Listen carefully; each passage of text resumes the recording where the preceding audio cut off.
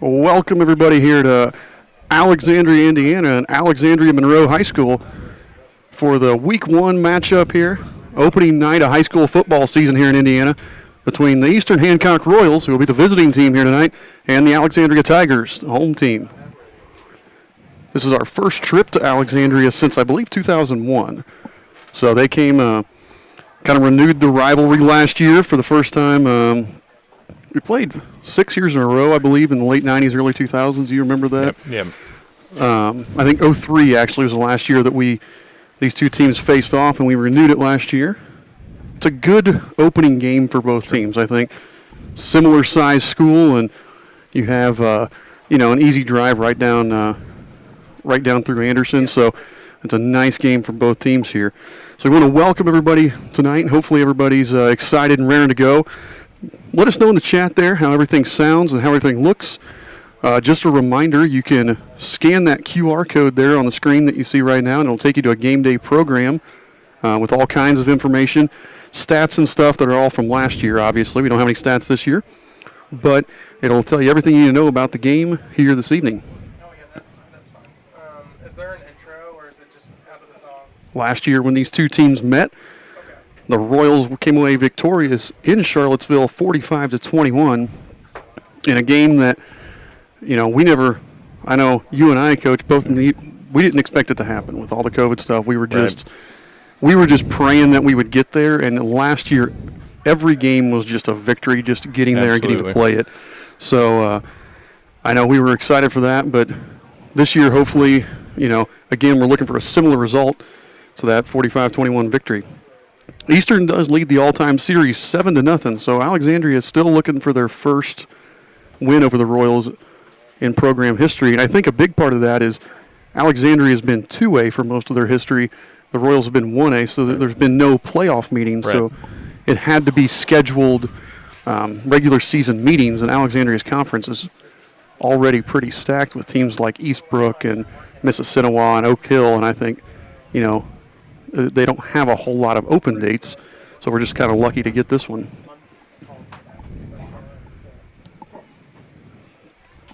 We're just testing stuff out right now here. Go ahead. I can tell you that Alexandria is the home of famed gospel recording artist Bill Gaither. Yep. And Gloria. Yep. So, again, still waiting. Nobody talking in the chat. Let us know. I see Connie's on watching Kane. Connie, we wish Caden was here too.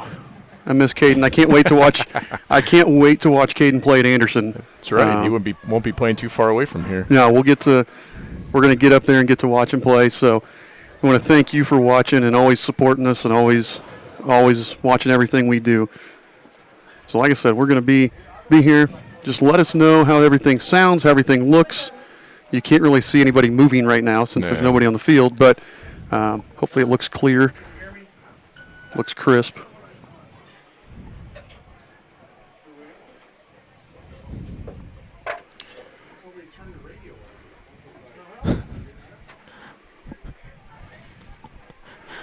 Coach Paxton says, looks and sounds good. Thank you, Coach Paxton. Again, some key losses for the Royals. So the Royals are going to return a really core group of guys that have played now. Really, there's a handful of guys that have been 4-year starters. Yep. And there's another group of guys that have been 3-year starters or at least 3-year contributors. But some key losses for the Royals. Jacob Johnson was running back and linebacker from last year. We already mentioned Caden Sotelo, who's now playing up at Anderson University. And then J.P. Fox, who's also up at Anderson University. J.P. made a run at all of our career receiving records in only 2 years. So some really special players there. We also lost 4 starting linemen. So it'll be interesting to see, we return leading rusher Zach Arnold. We return leading receiver Cole Rainbolt, as well as third and fourth leading receivers with Landon O'Neill and Zach Arnold. But up front, can we replace that depth up front of 4 linemen? You start thinking both ways. That's a lot of guys to replace. Yeah, I think that's probably the biggest question mark is Carter Dishman and Reed Hedrick coming back. But our line, because of COVID, went through so many changes last year that, some of those guys didn't play each week. But the Knutson brothers, Jackson Boudry and Tyler Cavallotto were good players for us for several years. So a lot of good coaches say your team starts up front, both sides of the ball. So we'll see how that goes. Yeah, the offensive line is every year. The offensive line is going to dictate how good your team can be, and so we'll see how this team replaces some of those key guys. Jackson Boudry playing up at Trine University as well. That's right. I forgot. So, a late signing, right? Late signing. So 3 guys from that class going up and playing college football. A couple of key returners, as we said. The school's all-time passing leader in essentially every category, Houston Swan. He's the all-time leader in completions, attempts, touchdowns. He's got the single game record and all those things, the single season record and the career record and all those things. The only record he doesn't hold yet is interceptions thrown in a career. Yeah. And we're hoping he doesn't get that one. I think if I remember right, he actually set the yardage in a single game against Alexandria last year. He did, actually, yes. Yeah, so if you scan that game day program, it has all that information. It's got some really cool stuff. Top 10 and top 15 lists from Eastern Hancock football history. So make sure and scan that program because it's got lots of great information. But not only, following, we talked about Houston, but Cole Rainbolt is second in receiving yards in Eastern Hancock career history, first in catches, second in touchdowns, and he's within 100 yards of record holder Austin Smith. And then you also return our leading rusher, Zach Arnold. It just goes on and on. So it's just one of those that the Royals are reloading at the skill positions, and it'll be a lot of fun to watch them and see what they can do this year. They had a full summer this year to actually get stuff in, whereas last year we were such an abbreviated summer, not allowed to scrimmage, things like that. So we're really looking forward to this year. Alexandria, a couple things to note. Pete Gast is in his 13th year here at Alexandria, and he was previously the head coach at Anderson and Arlington before coming to Alexandria. He has a career record here at Alexandria, 51-75 in his 13th season. And I believe, fun fact, the state record for passes attempted in a game was set a Pete Gast team here at Alexandria. I believe that was 2009. Yeah. Could have been 2008. I can't remember. I think and they've done a nice job when they've had some talent come through. Coach Gast is, they've had some very competitive teams. And I remember one year even when we were playing them, different conferences and stuff. But there were some teams that we had played. I think Alexandria had a rough season. Actually beat one of the TEC teams first, like the TEC champ in the first round. So you don't want to underestimate them. Sometimes hard to tell when you say like there's a top-heavy conference or something that can't get an accurate look at a team. So. Oh yeah. Sorry, my mic wasn't down. Yeah, looking at their conference here. I mean, Eastbrook is just a perennial state power in 2A football. I mean, a perennial state power. I bet you have to probably go back. I don't know how far you have to go back, to see when they didn't win 10 games. Right. Mississinawa is a 4A school. Oak Hill's a good, solid 3A school. I mean, that's right there. That's 3 really good teams year in and year out in your conference, and it makes it rough. And some of those – now, I don't know, if some of those other smaller schools, Madison Grant, Elwood, Blackford, are up and down. But really a good-looking schedule here for the Tigers. And you can see this is their schedule. So they play us there. They're going to be at Wabash next week. Madison Grant and Blackford following that. They're playing Blackford at Ball State. I believe that'll be cool. I believe the conference is doing the whole conference is playing at Ball State over the course of 2 days. For those kids.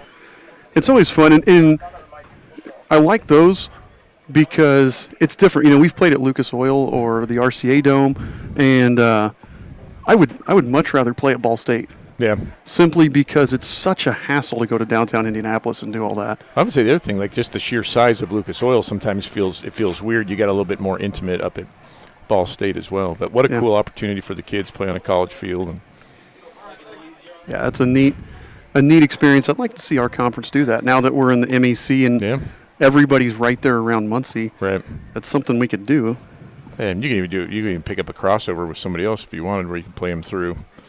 Oh yeah. So we did that. What did we do?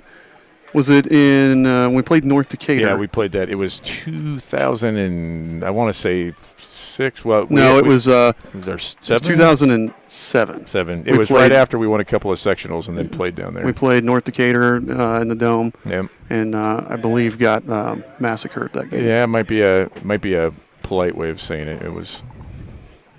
That was not a fun game. The Royals schedule here, if you look at that. Again, we have Alexandria this week. Next week, the home opener against MEC newcomer North Decatur. Be their first year here in the conference. They've joined the conference for football only, not for any other sport, just because I think their old conference was getting to a point where they weren't competitive anymore. Yeah. And so they had some pretty small schools in there, and they wanted to get in something more competitive. Followed by at Westdale, and then that Heritage Christian game in Knightstown weeks 4 and 5.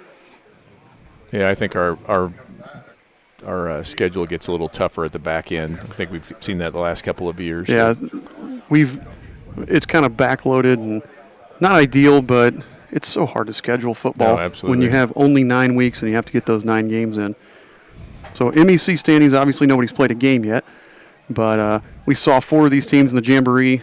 Obviously the Royals, the Monroe Central Golden Bears, the Shenandoah Raiders, and the Westdale Warriors. We saw everybody last week. And, everybody there looked rusty. Yeah. I mean, there's no doubt about it.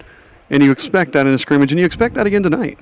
I would be shocked if we saw a real crisp, clean game tonight. Right. You're going to see false starts, delays a game is always a big one on this first game because you haven't been doing anything all summer with the play clock. Right. Well, and you also have when you're scrimmaging conference teams, you're not doing anything too crazy in the scrimmage. So now you're trying some of your little trickier stuff or your little more high concept things too. It's the first time against an opponent that's not not your own scout team or something. So. By the way, I just realized that I did not have the timer on. I apologize. The other thing on that, I don't believe Shenandoah is playing tonight. No, Shenandoah is not playing tonight. So they still won't have a game. They got whacked with the COVID protocols there. So they're supposed to play Cecina. Cecina picked up Pioneer. Oh, so that could be an early preview of something there. North Decatur not playing tonight either. They get shut down. South Decatur. Okay. South Decatur had to cancel on them yesterday, actually. So that's rough. So North Decatur, unless they found somebody literally last minute, North Decatur wasn't playing anybody. So, it's one of those things. I hope, we hope and pray that this is over. But it just seeing the start of the season, it looks like, kind of like last year. There's right? cancellations again, and it just makes us nervous. But as long as we're playing, we'll be here. As long as we have permission. As long as we're playing home games or away games with a big enough press box for us, we'll be here. So Royals took the field here, just under 3.5 to go before we kick off, and we have Alexandria getting ready to take the field. Just a reminder again to our people watching at home, you can scan that QR code there on the screen, and you can get the game day program. It's got last year's stats from key players, as well as team schedules and some history of both teams here. And you'll have to excuse us. I think everybody's in Game 1 mode. I was looking. There's I've already found some misprints on the roster for both teams. So I think little things. You think a kid's going to wear this jersey, then you go and look in the cage and it's not there or something. So if we miss up with somebody or we mispronounce names, please let us know. If you're an Alexandria fan watching and we mispronounce your name, just let us know. Hey, here's how you say it, or hey, that's the wrong number, or something like that. Alexandria is still a pretty young team. They only have 7 seniors on the team. All of them are going to be pretty key contributors from watching the scrimmage last week. But like I said, only 7 seniors, so still quite a bit of youth. One of their key players here, Gabe McGuire, only a sophomore. He'll be number 7 to kind of keep an eye on tonight.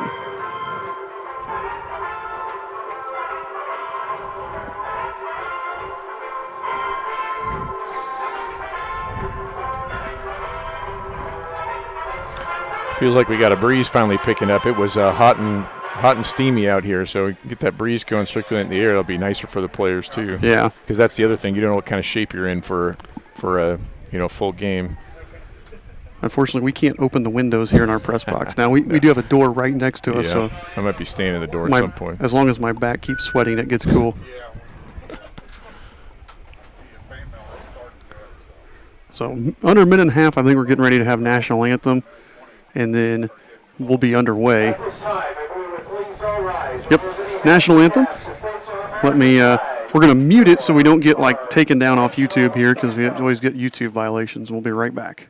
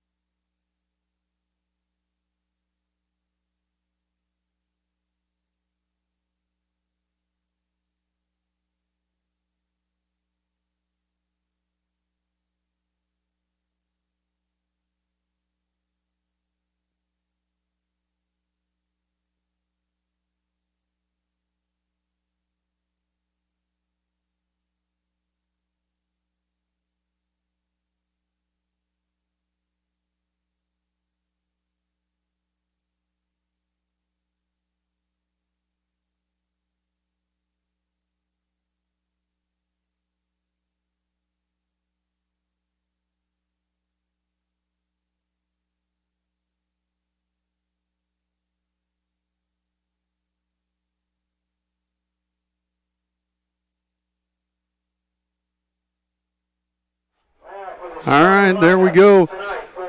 That was the national anthem. We're set to get underway here. We'll have the coin toss, and we're going to be all set to go. We want to thank a couple of our sponsors here. First up, Dave's Express Care Car Wash in Greenfield. Dave's Car Wash right there on 40, just on the west side of Greenfield there. Excellent car wash. Full service. You go in there, you can get detailed, you can get interior, exterior. They do a great job over there. We also want to thank Double Barrel Woodworking. Check out Double Barrel Woodworking on Facebook. It's owned by Eastern Hancock teacher Deb Grass. They do some fantastic stuff. I don't know if you saw the flag they made for Mr. Poff for his retirement. Yeah, I'd heard about that. It was they gave it to him on the last day of school last year. They do some amazing CNC work with woodworking. So, and they're just great people. And they're great people. So check out Double Barrel Woodworking. I think we have a class working on a commercial for them to showcase some of their stuff. But check them out on Facebook. It's really good. Gotta like that. I always enjoy our student directed and produced commercials. Those are fun.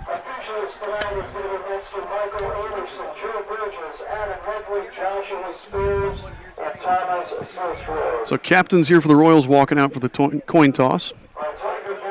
4 seniors, Houston Swan, Cole Rainbolt, Chase Riggs, and Carter Dishman. Still waiting to see who's going out for the Tigers.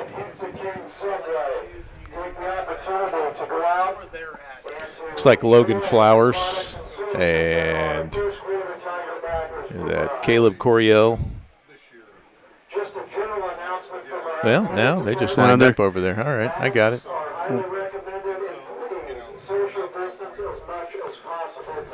I'm still waiting to see. Nasal Road walking out. He looks like the only one. Yeah. I wonder if they just do one at a time for that Alexandria. Could be. It might be because of because of COVID. They're just doing 1 and 6s each way. See if they keep them 6 feet apart. Nope. All right. Social distancing, except when doing sports, and then we just try to have fun, right? Well, you think they're going to be in each other's face here in a couple minutes anyway. Yeah, it doesn't make a lot of sense. Royals win the toss. They defer, so they will be kicking off to the Tigers.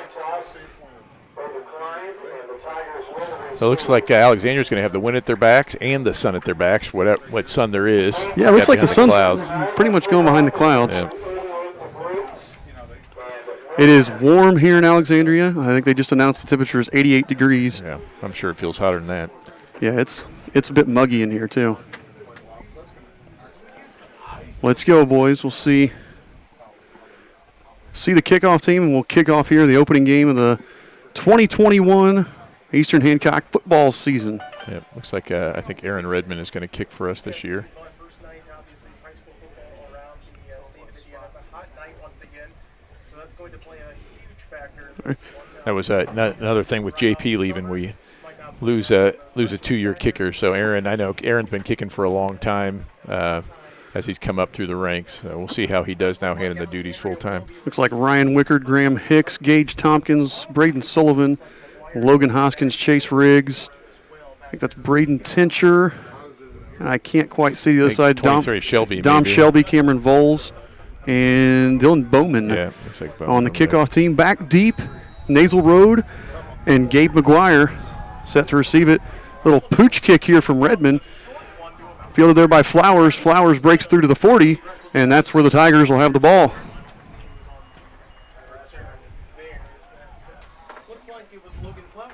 So, you see here, our first look at Chance Martin, the junior quarterback for the Tigers.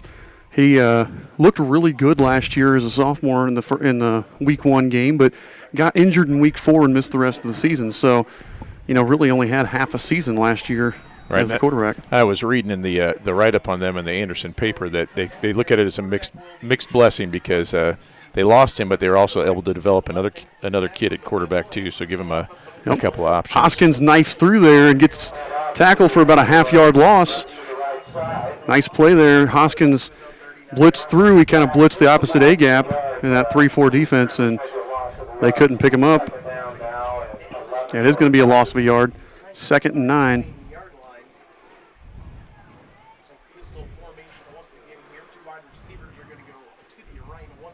I got here Martin under center, scanning the defense. Hoskins showing blitz again.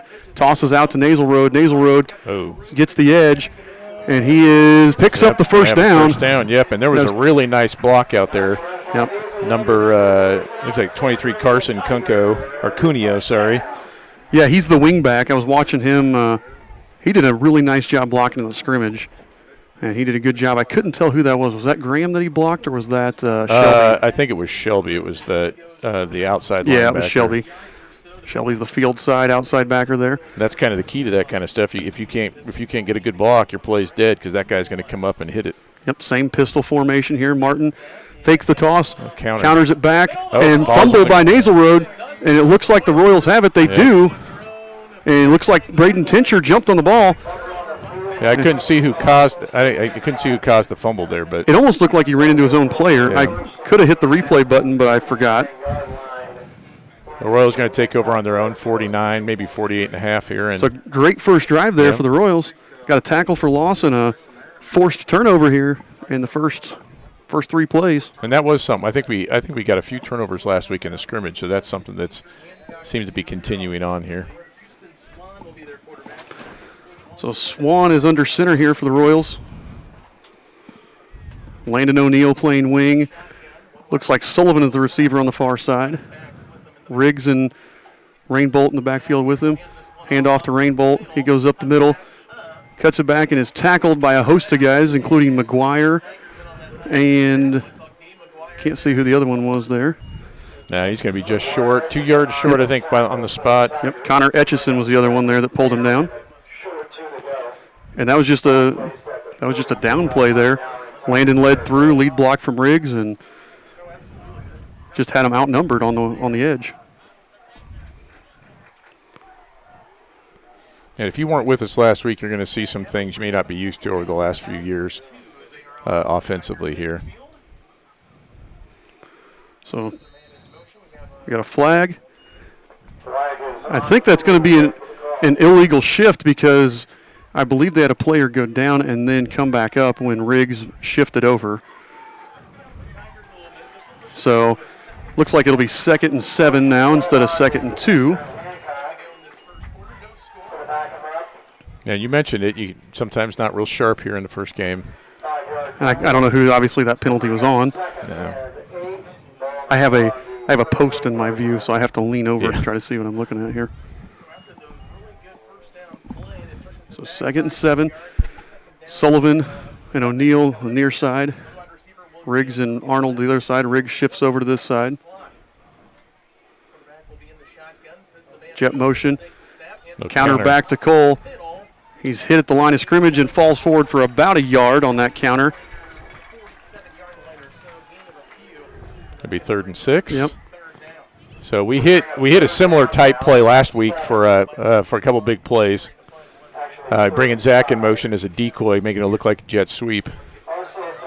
And the other thing with shifting Riggs, people may not know, he can't go out for a pass because Sullivan was covering him up. You don't see that a lot necessarily, so that may not be something you're familiar with. So if you're a defender and you haven't scouted that, then you're looking at it and going, oh, I need to cover him. Empty formation here. You're going to throw. Swan is sacked in the backfield there. They got a flag down though. So you'd think it is a hold. Sorry, I just hit replay and I hit play replay instead of save replay. That's my bad. Yeah, Swan we were in a switch concept there and just not nearly enough time to do that. Swan was having to move in the pocket way too quick. Yeah. And I was watching downfield, so we had a guy getting open, and I think we had on the far side, we had the outside receiver was coming up the hash on the switch route, and he was open. But let's see if they're going to go for it here on 4th and 11. I would assume they would, but I do know they've been working on a quick kick with Swan punting. Yeah.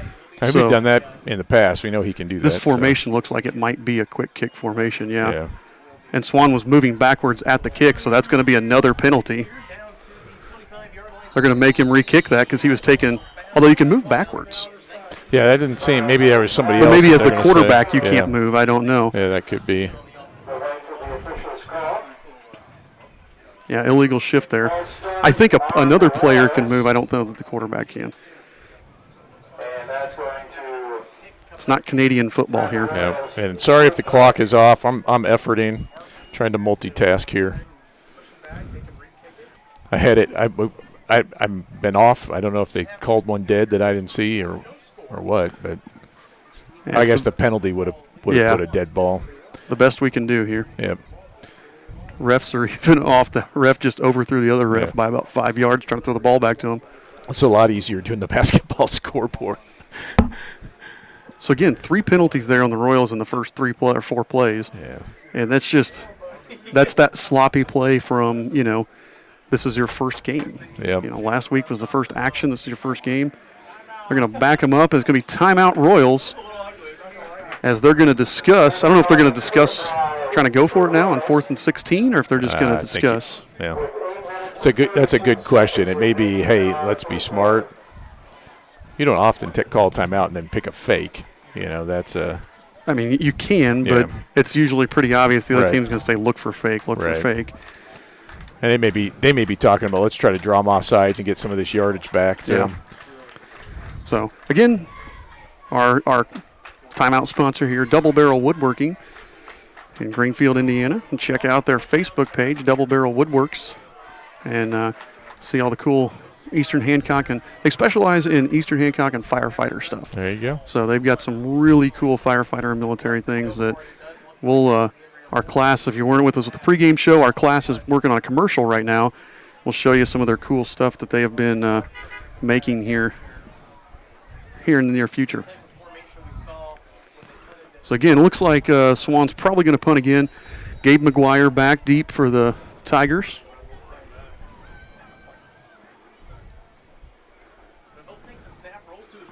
Kicks again. Kicks a bouncer, and McGuire's going to let it bounce. Yep. And it's going to go down at the 32 there. Oh, that was really close. Jason Keeley got way too close to that ball for the Tigers. Yeah, unfortunately for us, that went sideways when it hit instead of rolling. And So both teams looking a little rusty offensively. Defense is looking fairly strong. So everybody's got some plays under their belt now. See who settles down here first. Both teams had a real nice play. Nasal Road had that great run. Oh, yeah. That on that sweep, and Rainbow had a nice down play there. And we'll see where it goes from here. So again, Chance Martin in the pistol, Nasal Road behind him. Abshire's the receiver to the near side. Flips it out to McGuire. McGuire in space. It's a great block out there. Yeah. And he picks up right around 10. Yeah, Landon came off on it, but there wasn't anybody else filling that gap. No, that safety, in that cover 2 defense, that safety's got to come flying down. But Abram May did a nice job with that block. I couldn't see who the safety was on that side. It's either Ziffel or Voles. They're the 2 safeties there. Yeah, I think that one was. I think that was Voles because he's matching up with Landon. So 2nd and 1. Martin with the snap, tosses it out to Nasal Road again. Nasal Road. Good job, Shelby. Yeah, Shelby holds his ground, and Carson Caneo was trying not to block him in the back, so it'd be 3rd and 1 again. Yeah, Shelby doing a really good job of cutting off the outside there, not letting the guy bounce, and then when he tried to make a move, Dom stayed low and made that good tackle. That's the wrestler in him. Yeah, there you go. You know, the 3-4 defense is such a just do your job type defense for those outside backers. And, you know, Dom's kind of the perfect player for that. Yeah. Coach Poff would be happy to get 2 points for that takedown. Yep. 3rd and 1. Martin still in the pistol, takes the snap, keeps it himself, and he's going to go down in the backfield. Looked like Graham Hicks was there, and Riggs blitzed and stopped him in the backfield. Yeah, Graham standing outside, and Riggs, that was over from the beginning. Hold on, why am I not getting my replays? There we go. That was Hibbert Cam from last week. That was Hibbert Cam. Let's see that again. So now this is a good question. It's 4th and 2. First game of the season. Do you want to go for it? I mean, you're at home, right? They're playing a team that we should be, favored here, and I go for it. Yeah. But you're also on your own 40. They're not doing that, though. McGuire shifts back. He's going to kick it. Nobody back deep for the Royals. Nope. He gets a bad bounce, too. Bounces back kind of like Swans did, and the ball will die there about the 32-yard line, and that's where the Royal offense will take back over. Ready to go.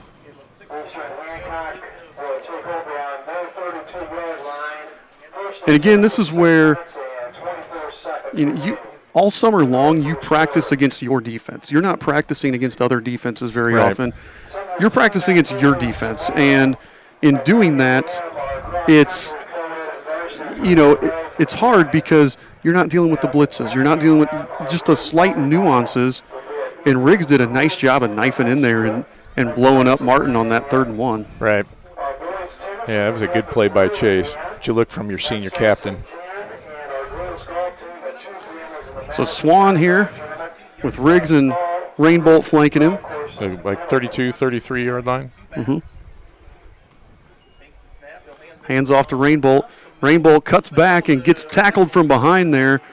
That looks like it was number 64, Austin DeVore, who brought him down from behind, and Rainbolt picked up about 3. Yeah, that's a tough tackle because Cole is quick through there. Yep. Abshire did, and Abshire did the same thing that Shelby did and held that edge and forced him to cut back up into the D lineman. Although we should be cutting off that backside D end because that's where DeVore came from. Same formation here for the Royals. Sullivan's the one wide receiver. O'Neill's the wing here. Lead play here. Rainbolt brought down from behind. There's just no hole there.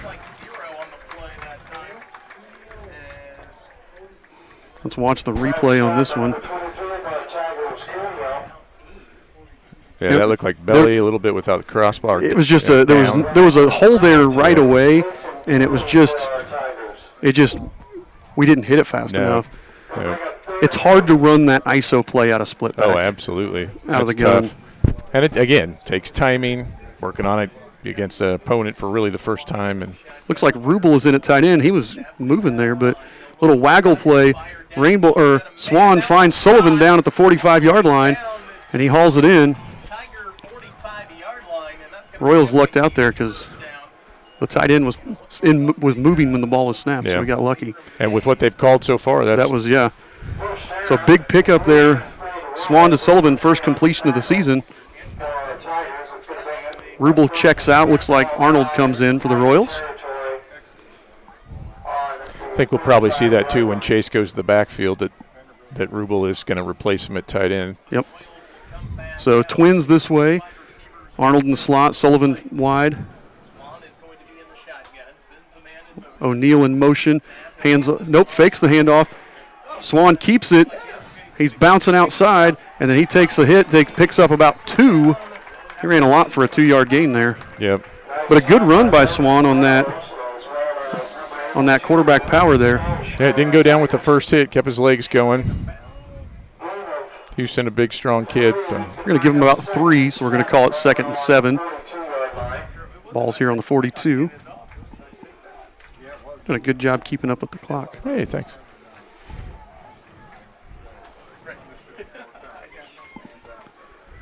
Spread formation empty here. Empty, tight end left. Rainbolt in motion.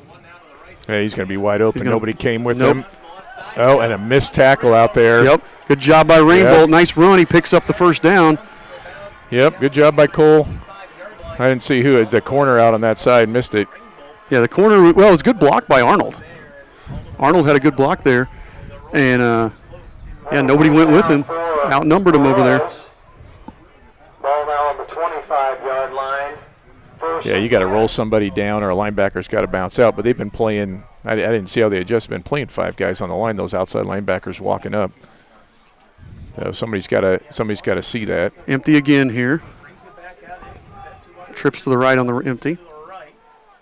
It'll be very similar now. They're widening a little bit. Flood finds Rainbolt again. Rainbolt cuts back. Yep. Gets caught there by number 69, Isaac Scott, but nice move by Rainbolt. Looks like he picks up 10 more. And you got to be real careful not to overrun Cole because he can stop on a dime. Yes. I mean, like I said, he's not the, basically leading receiver in every category for nothing in Royals history. We've seen here, though, on this drive, they're putting Swan on the move a lot more. Right. He struggled with that pass pro on the first drive. Now they're putting him on the move and trying to open some more stuff up. So yeah, and that's a good way to protect help him. Yep. He's got Riggs and Rainbolt in the backfield again.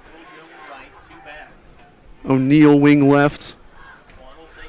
Hands off. Lead good block again. by Chase. Good kick out. Rainbolt cuts back, and goes down. Looks like at about the 2. Nice block by Chase Riggs. And right now what I'm seeing is the Tigers are not adjusting to the Royals' formations real well. Nope, they're late. And this is just, to me, a lack of film. Yeah. You have 20 plays of film from the Jamboree last week, and this is just a lack of film. And right now, they're just not adjusting to those formations and motions very well, and the Royals are really taking advantage of it. And Rainbolt is just having a drive here. Hands off to Rainbolt again up the middle. Cole dives in, and he's in for a touchdown. Yeah, he was able to reach it Yep, he reached across. Down. And that's the second time they've missed the tackle, too. Cole just kind of sidestepped, and the best the Tiger defender there could do was try to get him on the side. So Cole Rainbolt with the first touchdown of the season for the Eastern Hancock Royals. And with 2:15 left here in the first quarter, they lead 6-0 as they're getting ready to kick the extra point. That drive was all Cole Rainbolt. The extra points will be number 11 for the Royals, Aaron Redmond. So number 11, Aaron Redmond to kick. O'Neal holding. I can't tell. Looks like Jacob Wickard is the long snapper here. Another timeout for the Royals. That's their second timeout of the half. So they've only got 1 left. It's another time to mention double barrel, right? We're going to mention Dave's Car Wash. Oh, I didn't know if they were a timeout sponsor as well. Huh? Dave's Car Wash is our one of our main sponsors. Yeah, so. I knew they were a halftime sponsor too. I wasn't sure. Yeah, so. Dave's Express Car Wash. Not only get your car washed, but you said you go there for oil changes. The Quick Care, Valvoline. And Coach Sam Poff says they have the best tenderloin in the county, I believe. That's what he says. I've not had the tenderloin. Their shakes are pretty good though. So make sure you check out Dave's Car Wash right there on US 40 in Greenfield. And if you want to become a timeout sponsor or a post-game show sponsor or a pre-game show sponsor, let us know. You can contact us on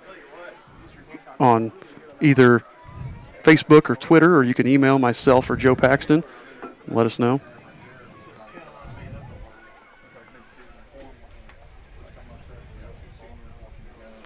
So again, that was just kind of an experience drive for the Royals. Just nice, methodical, and senior. Swan throwing the ball well, Rainbolt doing everything else, Riggs blocking well. Good snap, good hold. Looks like Redmond put it up and through. Yep, it's good. Yeah, Chris Giesman, the Hall of Fame coach from Penn High School, used to say you go as far as your seniors could take you, and we got a decent group of seniors, like numbers-wise, and as you mentioned, a lot of them 3 or 4 year starters. So, and all great kids. Yep.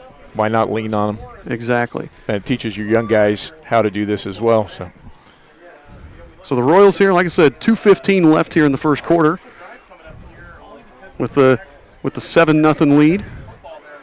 It always feels like that first touchdown of the season takes forever to get. Yep. And then once they come, they just hopefully start coming fast and furious. That's the you let out that deep breath when you get that, because you know you can score. You're not going to get shut out.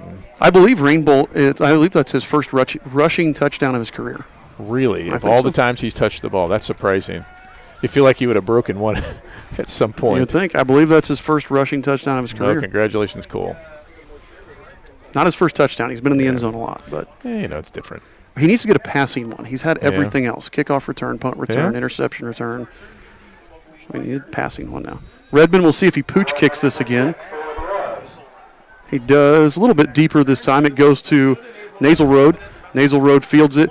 Oh, Shelby knifed through there, and we're going to get a holding call on the Tigers.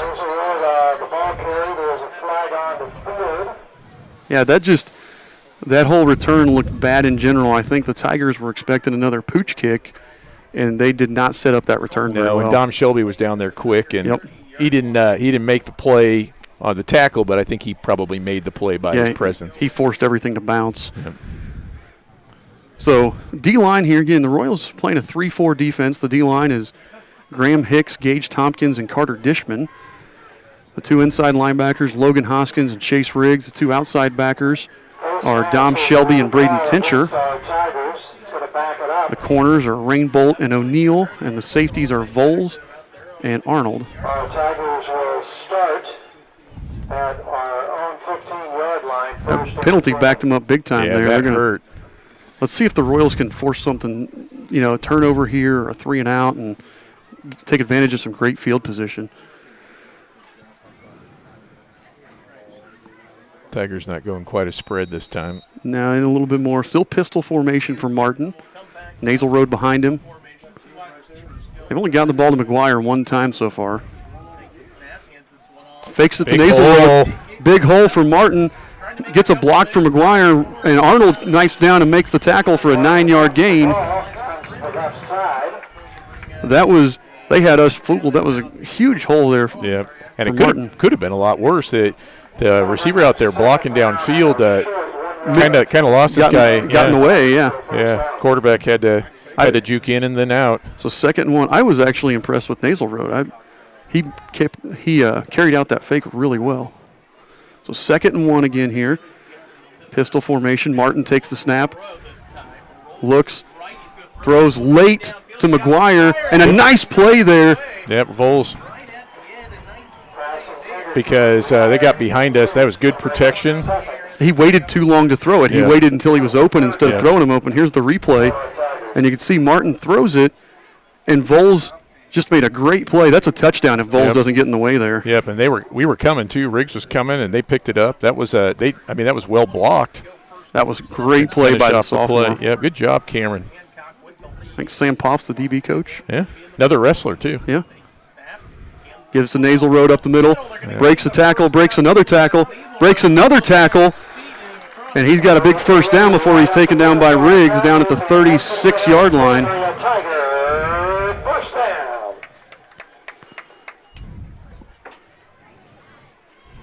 And that was one you're hoping to gain a yard and a half, get your first down. Anything after that's gravy, and they popped it. So receivers here for the Tigers. On the near side, number 16, Owen Thompson. On the far side, number 24, Abram May. As we said, McGuire in the slot. Cuneo is the wing. They jet sweep to McGuire. McGuire gets taken down in the backfield there. That's Vols again. By Vols again. Vols came flying up. He saw the jet motion. Yep. Cameron Vols with 2 huge plays here on this drive. I think they actually got Shelby that time to get the edge, and Cameron, man, came flying.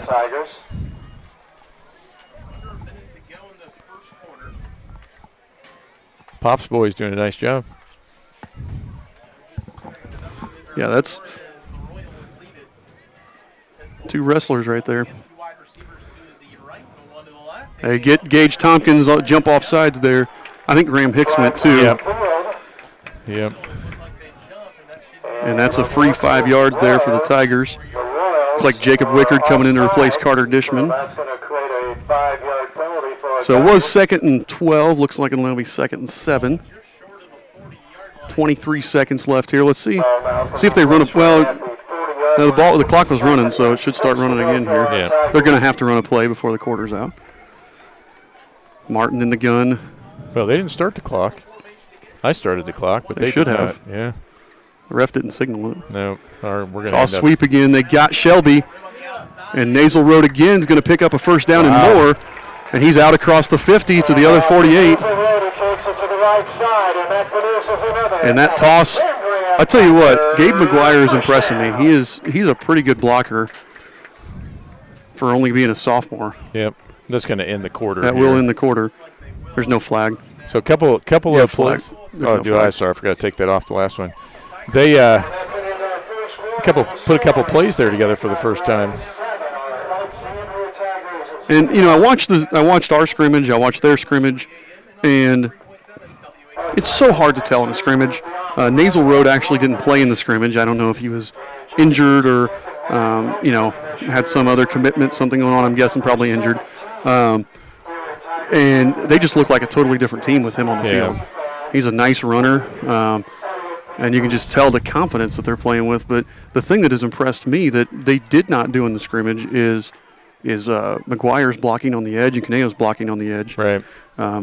They're both doing a real nice job. And on the Royals side, Cameron Vols and Dom Shelby, 2 sophomores, are so far our defensive players of the game if I had to pick them. Yeah, because those plays. Dom Shelby has been doing his job. And like I said, we called his name out, I think, twice. But I've been keeping an eye on him. That kid has been doing his job the whole time. And like I said, Vols didn't know until like yesterday whether he was going to start or not. Ashton Smith's been in and out of the lineup a little bit with a dinged-up shoulder. So Vols really stepped up and showing some maturity beyond his years. Yep, here. and as you said, he saved a touchdown. Yeah. So Royals here starting the second quarter with a 7-0 lead, but the Tigers are on the move. They started this drive back on their own 15. They've now punched it across the 50 and are in Eastern Hancock territory.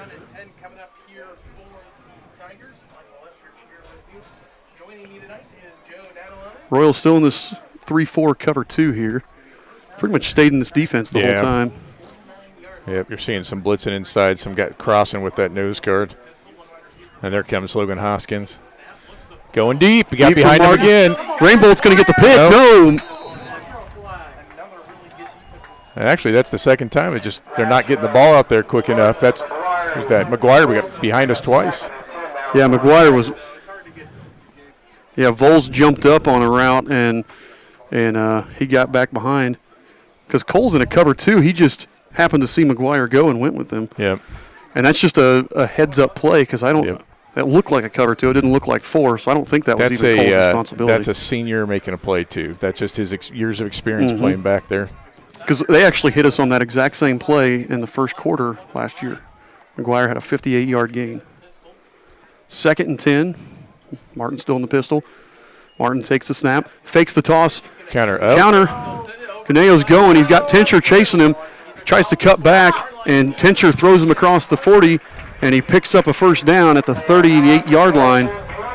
And he actually bounced it when he had a good block inside. Yeah. I thought that was going to be bad news for them, but our outside guy had the corner. And yeah, that was our outside backer was there.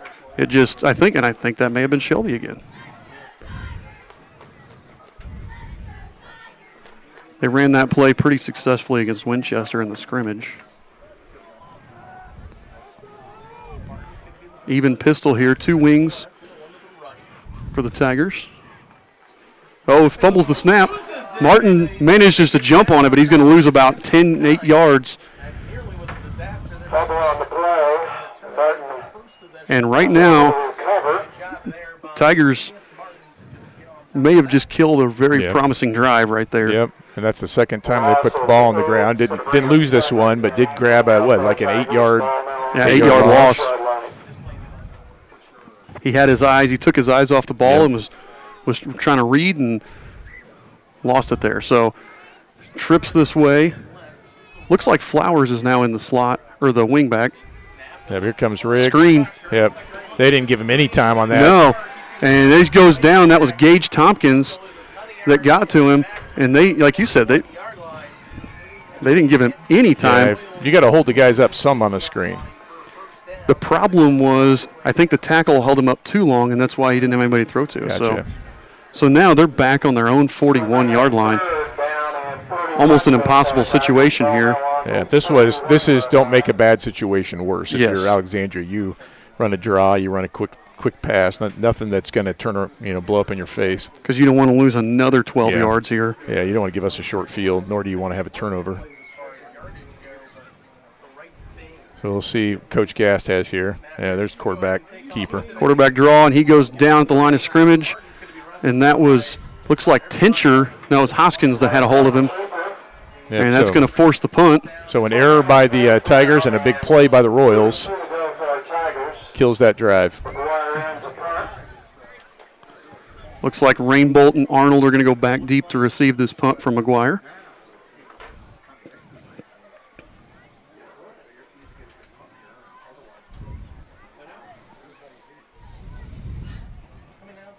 Oh yeah, who do you punt it to in this case? I punt it to the sideline. Yep. Kick a live drive, let it roll. See what they do. Yeah. They're going to kick it to Rainbolt. Rainbolt's going to field it here. Cuts back. Great open field tackle. Man. That was a wrestling move right there. Yep.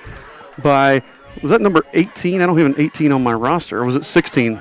Probably 16. That's 16. That was yeah. Thompson, yeah.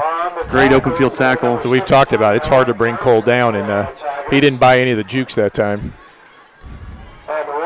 One thing I've noticed, though, Cole looks a little gassed. Yeah. I think this 90-degree heat, and he hasn't been out of the game yet. I think I was just kind of watching him go off the field there. He looks a little tired.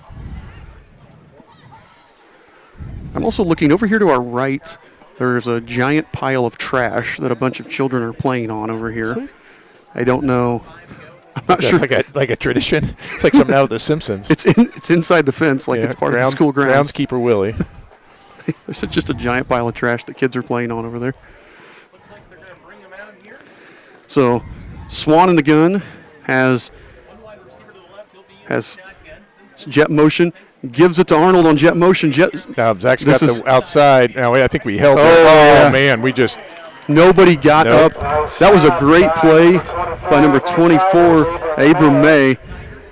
And we just couldn't get it. Was just too slow of a developing play there. And really just kept stringing it out. I mean, we gained 5 yards, but they did string it out, Zach, with nowhere left to go when and backside, May, all the way on the back. Good pursuit by that young man. And we had a couple good blocks there initially. Is it bad when we look at Zach? He only picked up 5 yards. Right. With Zach, you expect him to pick up. You expect him to score every time he touches the ball. Yep. He is the all-time leading Royal in yards per carry in school history. Yeah, very dynamic player with the ball in his hands, Zach. Yeah, somebody's moving there. Looked like we had 2 guys in motion. Yep. Ball start on the Royals. It's going to move the ball back 5. And luckily, the times we've shot ourselves in the foot have been 5-yard penalties, Right. not the 8 and Right. 12-yard losses that that Alexandria's had. And no, none of those bad snaps that have No. putting the ball on the ground, killing ourselves that way either. Well, and that's, Carter Dishman in his second year at Yep. center. Because last year he was good for a couple of bad snaps a game, so Yep. he's matured and he's gotten better. You just saw as the year went along him getting better and better. So 2nd and 11 here. Arnold and Sullivan wide right. O'Neal wing left. Again, Riggs was moving again. Deep, O'Neal's open. He's got Landon O'Neal up the middle of the field, and nobody's going to catch him. Landon O'Neal with the touchdown. How many times have we seen Swan to O'Neal over the years? Oh, my. And the backside corner didn't even go with Landon there. Nope. That's that backside post on the waggle. Yep. It often gets forgotten about because everybody's looking at the action. They either come up on the play action or you're looking at everybody dragging across. Yeah, the safety jumped the tight end coming across, and Landon with his first touchdown of the season. Swan with his first touchdown pass of the season. And the Royals up 13-0, getting ready to try to make it 14-0. Yeah, you can tell those two have been doing that for a number of years. Yep. It's always fun to watch them play pitch and catch. Well, Swan's the all-time leading passer in both touchdowns and yards in Hancock County history for a reason. Redmond punches that one through. Yep. And Redmond with his second point of the game, and the Royals lead 14-0.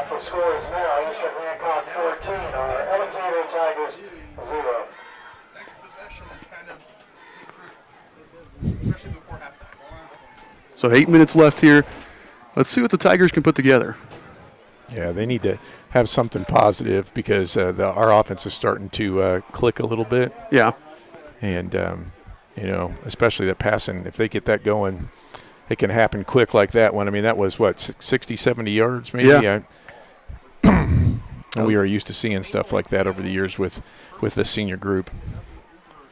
Yeah, like we said in the pregame, Swan threw for almost 400 yards last year and only played 2.5 quarters against Alexandria. So, like I said, he's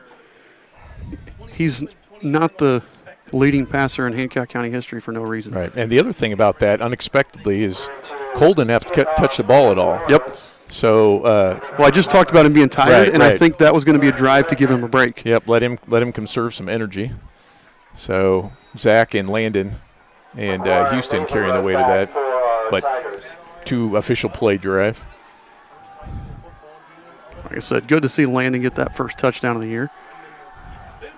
Another pooch kick over to Flowers. Flowers fields it at the 30. Cuts back, tries to take it at Bowman. Voles makes the tackle, and then Hoskins piles on there at the 36. And that's where the Tigers will start. Chance Martin will take the offense over there. 8 minutes to go on the nose. So if you're Coach Gass right now, you're telling your kids, look, we've moved the ball. When we've been stopped, it's because we're stopping ourselves. Trying to keep your kids from, not believing in themselves anymore. Exactly. And if you're the Tigers, or if you're the Royals, you're like, we bent a little bit. We haven't broken. And you got to be happy with that performance. Bend and not break with the young defense here. Looks like Riggs blitzing A-gap here. He comes. Quick throw over to McGuire. McGuire in space. Out jukes Peyton Spear, and then he's up the sideline, and he is gone. And we wondered what Alexandria would do. There's the answer. Get the ball to McGuire. So it's players, not plays, right? Yep. Here's the replay. Let's see if we can get the whole thing. Flip it out there. And that was just nobody had outside contain. I don't know who our corner was on that side, but it was Peyton. Was it? I didn't know if he was playing safety or corner, but he was out there. Yeah, he jumped inside. And again, by the way, I think that was a give Cole a break. Yep. I didn't see if he was in on the other side, but I know that our corners have been flipping sides. So. Yes, you're right. Yeah, Bowman and Spear were in there. So O'Neal and Rainbolt starting corners out on that play. And that was just, I don't know that Peyton played a lot of defense last year. He mostly, even in JV, I don't know how many reps he got in defense. So probably his first real, serious action on. Yep, definitely a learning defensive experience, side. right? And that's our last timeout. 48 seconds remaining. Or no, that's Alexandria this part, my bad. Did they take that timeout? Yeah. Oh, okay. The Royals with 1 timeout left, Alexandria with 2. 7:48 left to go. Getting ready. When we come out of this, they'll be going for the extra point. I was talking to one of the Alexandria coaches before the game, and I was just asking about some of their players, and I was asking about McGuire because he just seems like a big play waiting to happen, kind of like Arnold is for us. And one of their coaches described him as he's that guy that could play any sport and be the best guy at it. Yeah. Yep. You give him a basketball, he'll be the best guy out there. You give him some cornhole bags and he'll win the tournament. He's like, I bet you give him some golf clubs and a couple weeks of practice and he's shooting in the 90s. And you can just tell he's just that natural athlete. He's only a sophomore. It's nice to have a kid like that because not everybody does. No. So that's well, good for them. That's the answer now. Okay, so we're back and we flipped that. We had a big play. They hit a big play back. How do we respond? And like you said, we were resting our starters there. So bad snap. They get it up. Looks like McGuire missed it to the right though. Yep. Yes, he did. So it's going to be 14-6 with 7:48 to go here in the second quarter. But as I was saying, to me that doesn't worry me as much when I'm resting my starters Right. and that happens. Right. And again, we said week 1, your starters your guys are gonna be gassed. Yep. It is hot, it is humid, and you haven't been playing like this. Right. So they're gonna be gassed. If we're still having to give them breaks halfway through the second quarter in week 9, then that's a bigger issue. Yes, it is. So, first quarter and a half, we got 1 touchdown and a handful of drives, and then in like 30 seconds, we've got 2 big plays, and it's 14-6, just like that. Yeah, that drive took 12 seconds. By the way, I will say you said it. Once the first one comes, they start coming in droves. Yep. I don't want to watch a 6 to 8 game. So if we start playing 6 to 8 games, Joe Paxton will be doing all the live streams. You are an offensive guy at heart. Yes. Yes, I do enjoy good offense, but I enjoyed watching the 85 Bears as well. Yeah, but that was also defense/professional wrestling. Okay. McMichael, that's true. He did transition yes, into his did. Other career, so.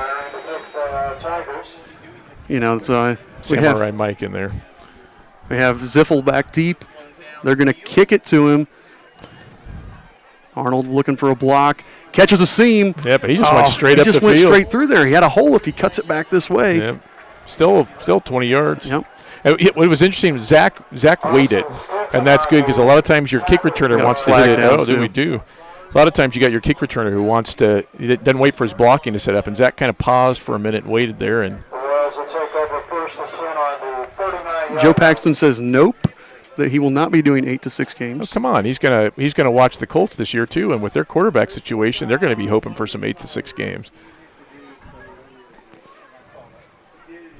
I don't know what the penalty was, but they're marching. Personal foul. Oh, and that's another one of those self-inflicted wounds there.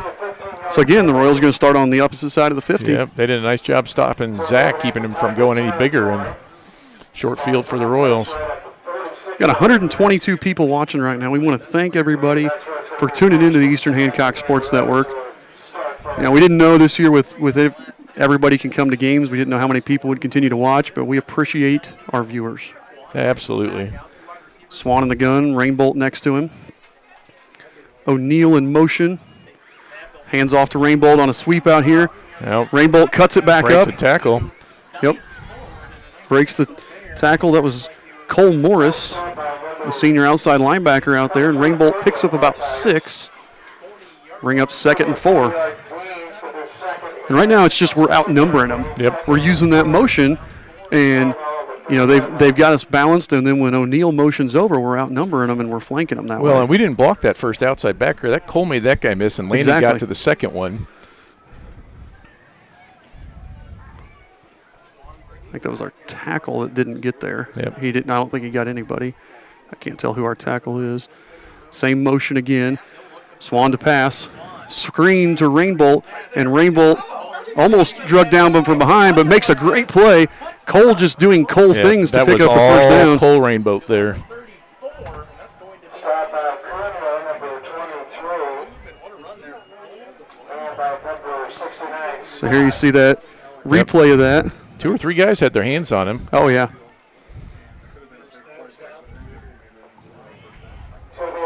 So Cole Rainbolt picking up the first down. Again, Cole just doing Cole things. Cole and Zach in the backfield, split backs. Looks like Riggs at the tight end on the far side, O'Neal wing, Sullivan wide receiver to the near side. Swan hands off to Arnold.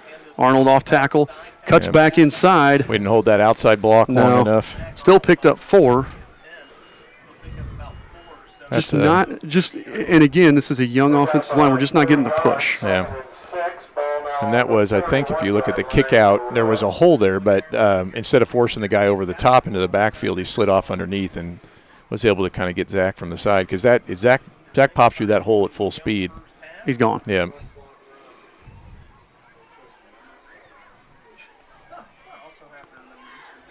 So again, Royals here, same formation. Exact same formation. Swan takes the snap, fakes, looking to throw. Throws it deep to O'Neal and just overthrows him by a little bit. Cole Rainbolt got tackled at the line of scrimmage. I mean, tackled. I didn't hit the replay button. You know what? That's I don't know if he was going out for a pass, supposed to, something in there, but that means the fake. They bought the fake. Because he and Zach both there. I think the D lineman thought it was a screen. Yeah. So I think he was just tackling him for that because I don't think it was I don't know that it was a fake, but if it was, good fake or good job carrying out your fake, Cole. So back in the day, we would have given a guy like a candy bar for that, get tackled on a fake. I think in youth league we encouraged the kids to do that. Going quick here, about to run out of time. Rainbolt in motion, snaps it just in time, flips it out to Rainbolt. Good block by O'Neal. Yeah. McGuire's going to run him out of bounds. And they pick up a first down. I actually think we were really, really fortunate there because I think Landon might have had a hold of pads. But I think Landon let go. You know what, though? I've taught him for 3 years. If it doesn't get called, it's not a hold. No, and they were lucky not to. I don't think it was a late hit, but dragging Cole down out of bounds. He hit him right as he was going out of bounds. Very fortunate. Landon is kind of like a wet napkin. That's the best metaphor I can have for Landon is he's very much like a wet napkin. You just throw him at somebody, he's going to stick. And, we tell him to throw. I just pictured that. You just throw it at him, he sticks. And then as the play goes on, you just slide off like a wet napkin. So, unfortunately for him, he doesn't play basketball defense quite that sticky. False start again on the Royals. I thought it was delay a game, actually. Yeah, I was trying. I don't know how many penalties that is. That's got to be like 8 penalties on this. And if I have to pick out a negative so far this half, that's been the negative. Absolutely. Is just penalties. Absolutely.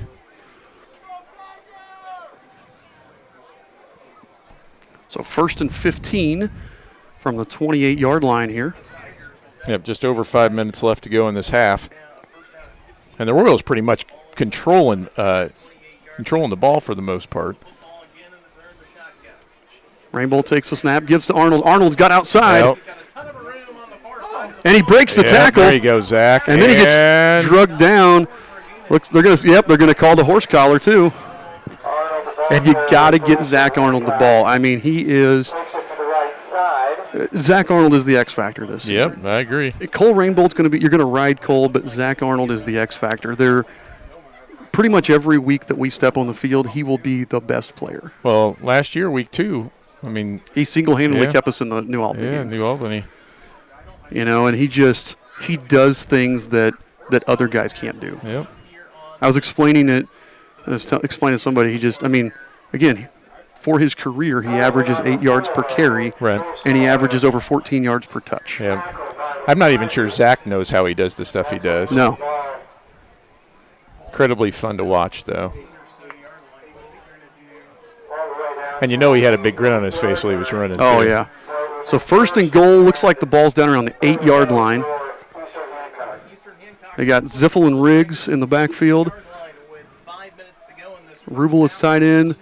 O'Neal is the wing. Sullivan out wide. Hand off to Riggs up the middle. And Riggs is taken down at the 5 after picking up about 3. And again, just no push up the middle. It's just Riggs having to do that on his own. Yep. And the problem with Zach back there, Zach is not going to lead block. No, he's just not. He just doesn't have the oomph to move a guy out of the hole. Not that he won't try. I'm just saying he just doesn't have the oomph. We just got to get that drive there up front.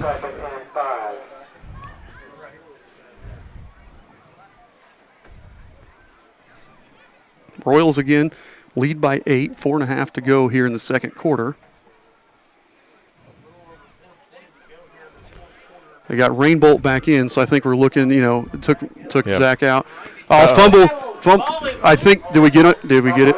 I can't tell. Yeah, we got it. Cole that was jumped very, back on very it. fortunate because they had a kid going down at the exact same time. That's what we said. We've been staying away from those mistakes.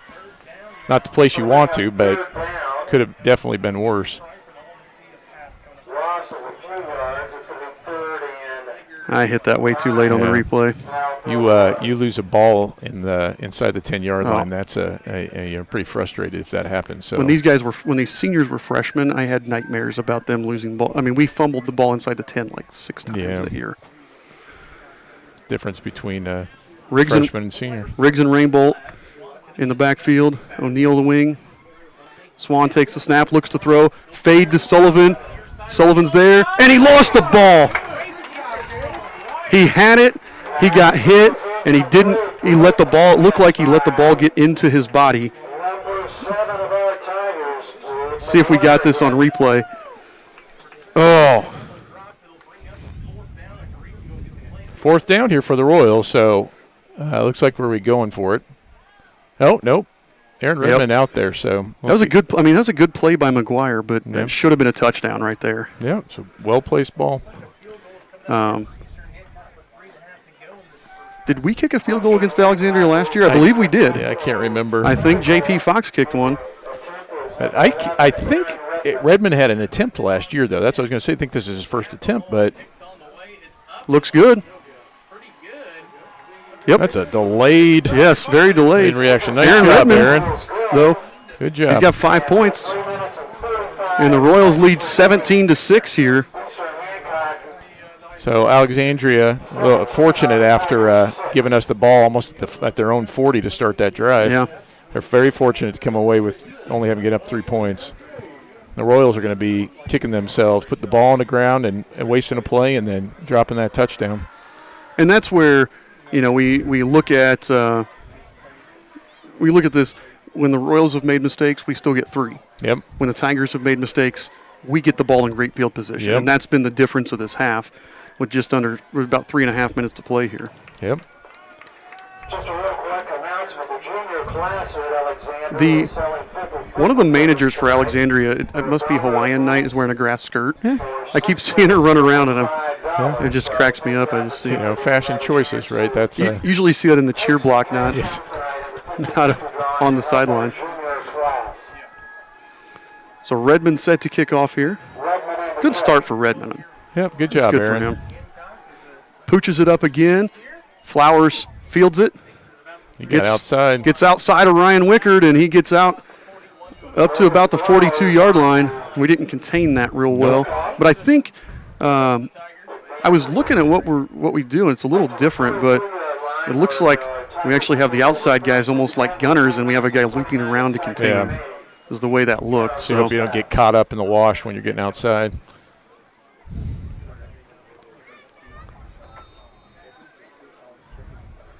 So Royals, they're still their starting D in here. Ahead by 8, 3.5 to go. Martin in the pistol. Trips to this side with a wing. Alexandria again looking to see. Tosses to Nasal Road. There they hooked Dom Shelby, and Nasal Road gets outside, and he's going. Yep. And that one, we talked about it, that was a great block there by Canale. Yep. And he got Dom Shelby.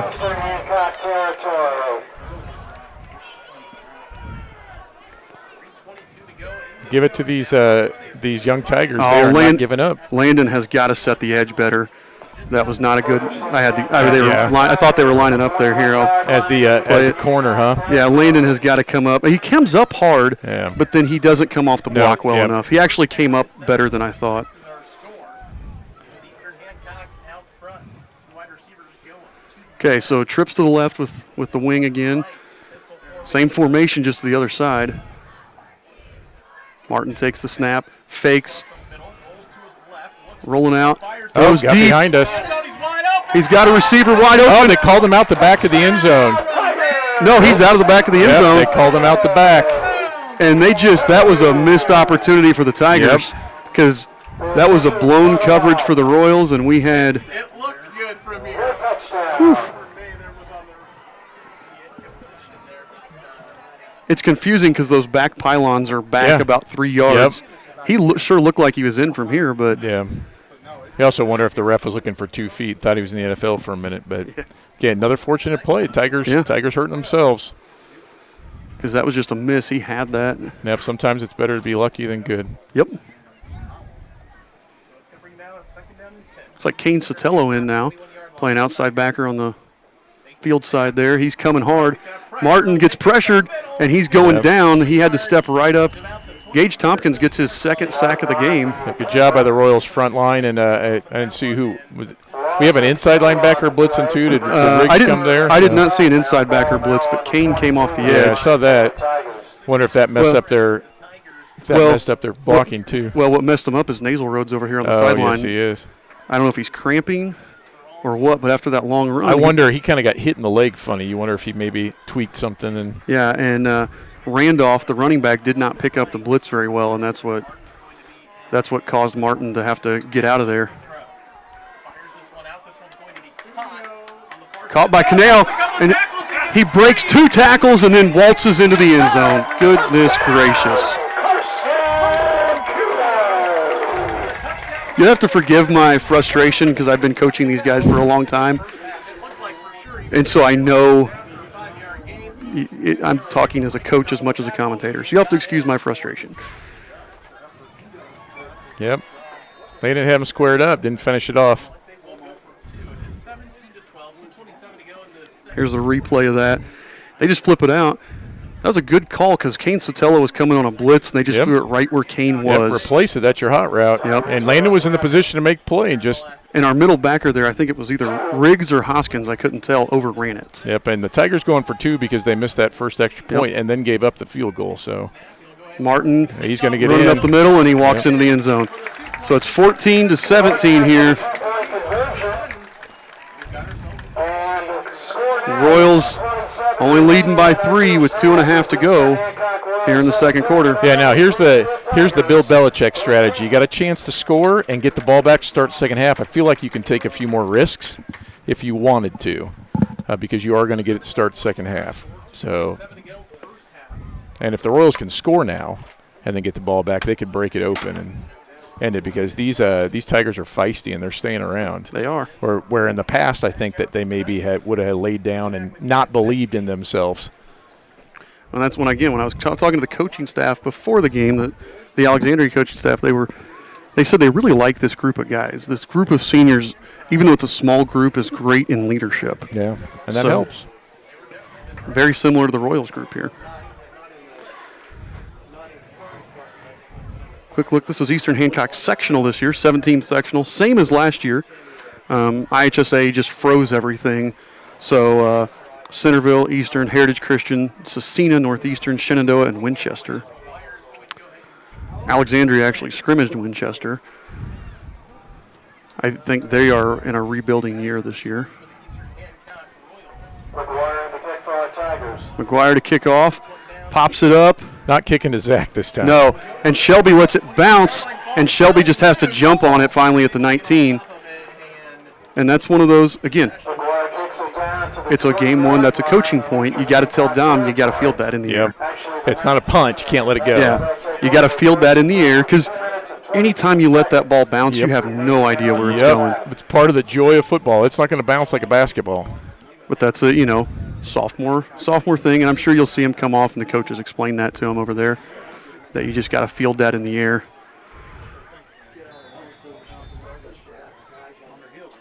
All right. See what the Royals strategy is here. And it looks like they're calling a play on the sideline. They may be running out into formation here. We'll see. They're trying to run the play clock, but the play clock's not running. Yep, I think the clock operator looked like he was waiting on the Royals to come out and set up. The official was giving a really unofficial signal. Yeah, like a round and around. Yes, instead of the actual clock starting signal. They got Zach out wide. Yep, empty here. Probably a smoke screen to Zach if I had to guess. Nope. Rolls out, flood concept here. Finds O'Neal, too high for O'Neal. Pass is incomplete to the right side. It's going to bring up second down now and 10 to go for the Royals. They're trying to get look like it was strong this way and then motion Cole over and get a kind of a weak side flood. But covered well there by the Tigers. So 2nd and 10. And again, we're still seeing Swan on the move. You know, trying to get him out there where he can have a clean pocket and see what's going on. Yeah, and the other thing is Houston can run. So if things break down in front of him, then he's not trying to dodge everybody. Yeah, we saw him carrying the ball earlier. Empty again. Looks to throw. That's a screen. It is a screen. And he threw it downfield, but we have linemen downfield. They threw the flag there. Yep. Now, what I liked was he threw it in the direction of Braden Sullivan. This is not college or pros where you can throw it downfield when you're getting rushed. So yes. Sullivan down there in the area, so they can't call grounding. Oh, they called a holding there. Oh, did they? Yeah. So if the pass had been completed, then you would have had the lineman downfield or touched. But It was a late flag. So that'll push us back 10 yards because they're going to take it. So it'll be 2nd and 20 here. Royals still lead by 3. Just over 2 minutes to play here in the second quarter. Now the ball is on the 8-yard line. Back at our own 3rd 8. and 22. Should be second. It should be. It's They've second got now. marked 3rd on the sideline. Yeah, but it's second. Fakes the handoff. Pressure in his face. It's Intercepted. picked off. And he's going to score. Yep. Nope, he got tackled at the 1. Oh, I thought he fell over the line. Well, whoever saved that may end up being a huge That play. could be a huge play. And again, I thought that was a screen. I did too. Well, it looked like it, and it looked like the lineman thought it was too. And just fought for it there. That was Jay Dillman that picks it off.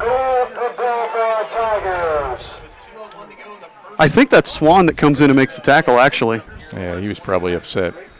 Yeah, I'm pretty sure that's Swan. Yeah, that was just poor. We got to block better than that, guys. Yeah, that is Swan that comes in, saves the touchdown. So again, that could end up being huge. Yep. I mean, huge. Royals get a little aggressive, and this is what we were talking about earlier for Alexandria. You got to decide now. I'm trying to see. Sorry. There's a wall in my way, so I'm trying. Royals used their last timeout. Yeah, it was actually Alexandria. I did the same thing because we flipped sides. We good? I'm losing my sound. Uh-oh. Okay, can everybody hear? You guys could hear us, I think, but I lost my sound in my ears. I think my splitter's going out, so we'll have to change it at halftime so that we can hear each other, because right now it's going in and out on me. Yeah, that's no good. But good news, we got 2 minutes and 1 second left. So I'm just hoping Coach Paxton put the other splitter in my thing.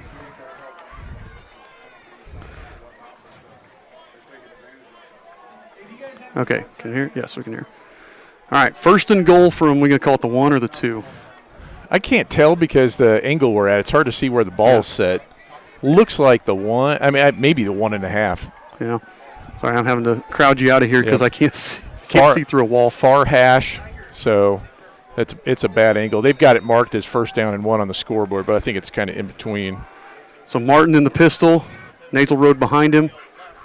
I guess Martin going to keep it up middle probably. Yep. He went the wrong way. He went the wrong way, and Kane Sotelo was right there to stop him. He had a huge hole to the left. Yes, he did. Same thing on that 2-point conversion. Same play. He went left last time. Brings it back to the line of scrimmage. 2nd and 1 from the goal line. Now and go for our Tigers. Oh, big series of downs here for the Royals.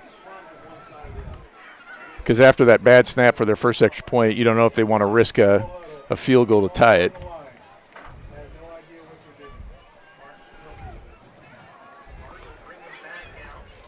Yeah, I don't know that they would kick a field goal here. Yeah. I wouldn't. I don't think Pete Gast isn't a field goal guy that I know of. Quick throw, not there. Good coverage by Rainbolt, and it's going to be 3rd and goal from the 1. And this is where you start getting a little bit tight because you expect it to be easy when it's 1st and goal from the 1. Yep, and now it's and like I said, and that may be that. We'll see here. That Swan. Coming up here from the Tigers, ball on their 3-yard line, or I'm sorry, on the Royals 3-yard line. Goal. Just punch this one in. We'll see. Minute 17 left here. Like I said, that play from Swan may end up being huge. Yep, I agree. If we can hold them out. Same formation. Flowers is a wing on the near side. They're real close to losing this play. Got it off just in time. Got That's it. McGuire had it. That was a nice catch by McGuire. That was a gutsy call. Yes, it was. Came right back to nearly the same play and almost didn't get it off. And you know when you get down late there, it's things get a little shaky. So let's see here on this play. They're just running slants back behind there. Our linebacker We know what stepped it is. up. Look at Cole's stance from the start. Yep. Cole's giving him the inside. Yep. We're playing man coverage, and if you look at it, he's giving him the inside. He is. You're You right. can't give him the inside. Which means you wonder if he thought he was going to have help or something. He must have. Kicks up, and it looks like it's wide left. Oh, nope, it was good. So the score here with 1:14 to go, Alexandria 21, Eastern Hancock 17. Alexandria just keeps coming back. Yeah, I don't think this is what we were expecting. No, I watched, again, we were watching the scrimmage footage from Alexandria, and just the intensity difference. And I know the scrimmage was kind of meh, but just watching the intensity here in person, watching them live, it's game day. This is a totally different team than what I saw on film. Right. Scrimmage in Winchester. And again, I mean, Pete Gast is a great coach. He's been doing it forever. Sorry, real quick. We moved Zach up to where Dom was. So if they're going to try to kick away from Zach and they're not paying attention, they're going to end up kicking right to Zach. So. Yep. Yeah, they put Rainbolt back deep and now move Zach up where Dom was. You got 2 really dangerous guys back there. So Royals trail by 4. McGuire set to kick. He pooches it right. He goes the other way. They were paying attention right to Peyton Spear.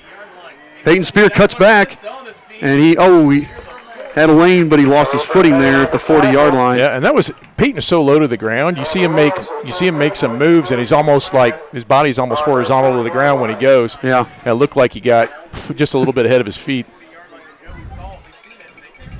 Peyton's one of those guys on turf. He would look like a magician. Yeah, the way Barry Sanders and.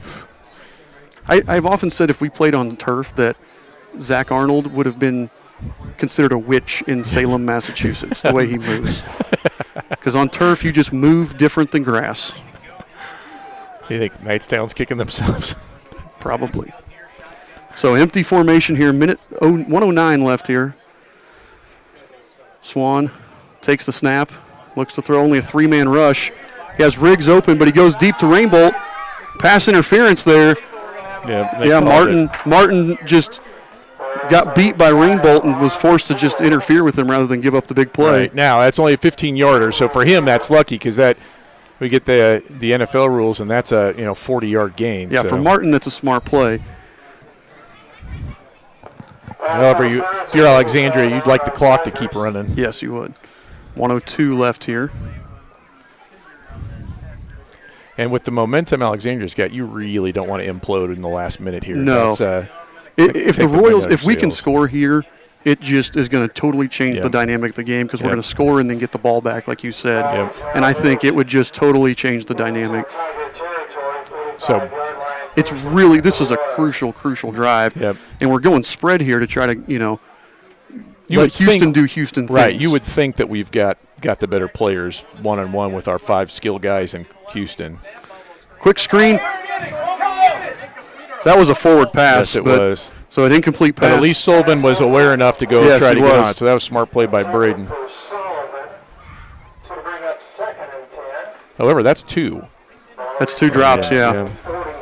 He just took – you could just watch his head. He took his eyes off of it and was looking for the block. And he had room to go because it was just Cole and a defender out there. Yeah, they were not playing up tight. They were not going to get beat deep. And Braden's real athletic. He may have been able to, turn that into something really big. You still have the flag on. Oh, thank you. So 56 seconds left here.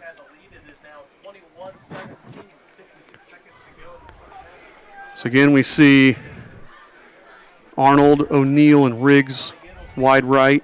Sullivan and Rainbolt left. Rainbolt in motion. Going to fake the bubble. Trying to go deep. He's got Zach, and Zach was just never open. They just went. They saw that on film. We ran that exact same play on Friday in the Jamboree, and that was who was that? Jay Dillman. Dillman's having himself a pretty good game. He just stayed on that. This is the spot right here. You don't want to hit them deep. You want to hit a crossing route on like a mesh, or a shallow cross. You want to hit that and let them run. Yep. Like right now, I want to hit Zach on a 5-yard crossing route and just let him do his thing. Put the ball in his hands. Kind of like this. Get Rainbow out there. He's going to go get out of bounds after he gets the first down. So they call that? Yep. No, they didn't call it. That's twice they've got us right there on the edge. But he picks up the first down and gets out of bounds, stops the clock. And again, Alexandria just really giving up the flat here. Yep. Playing a little bit too prevent, in my opinion. Yeah, I think they're real nervous. I'm not. You wonder if they expected to be in this situation right before the half, where they're sitting on the lead. You probably hope for that, but I don't know if they realistically expected that. This is good for the Royals. Good experience. 2-minute drive here, or 2-minute drill, because we'll see here. So again, empty. Rainbolt in motion to the right. Swan rolls out. Zach's got him. Houston. Yep. He was looking. He was looking for the first down instead of the touchdown, but he had Zach go deep. Finds O'Neal for about the 14-yard pickup, and the ball's going to be down on the 20. And it's nice moving it, not taking off a lot of time, but eventually you run out of the flat because you get too close. But you're going to have to get creative a little bit. I mean, this is a passing team. This is what the Royals are. Oh, yeah. This is the best their offense has looked all game. So you got to wonder in the second half, are they going to come out with this, or are they going to come out and try to run the ball? Yep, I don't even want to guess.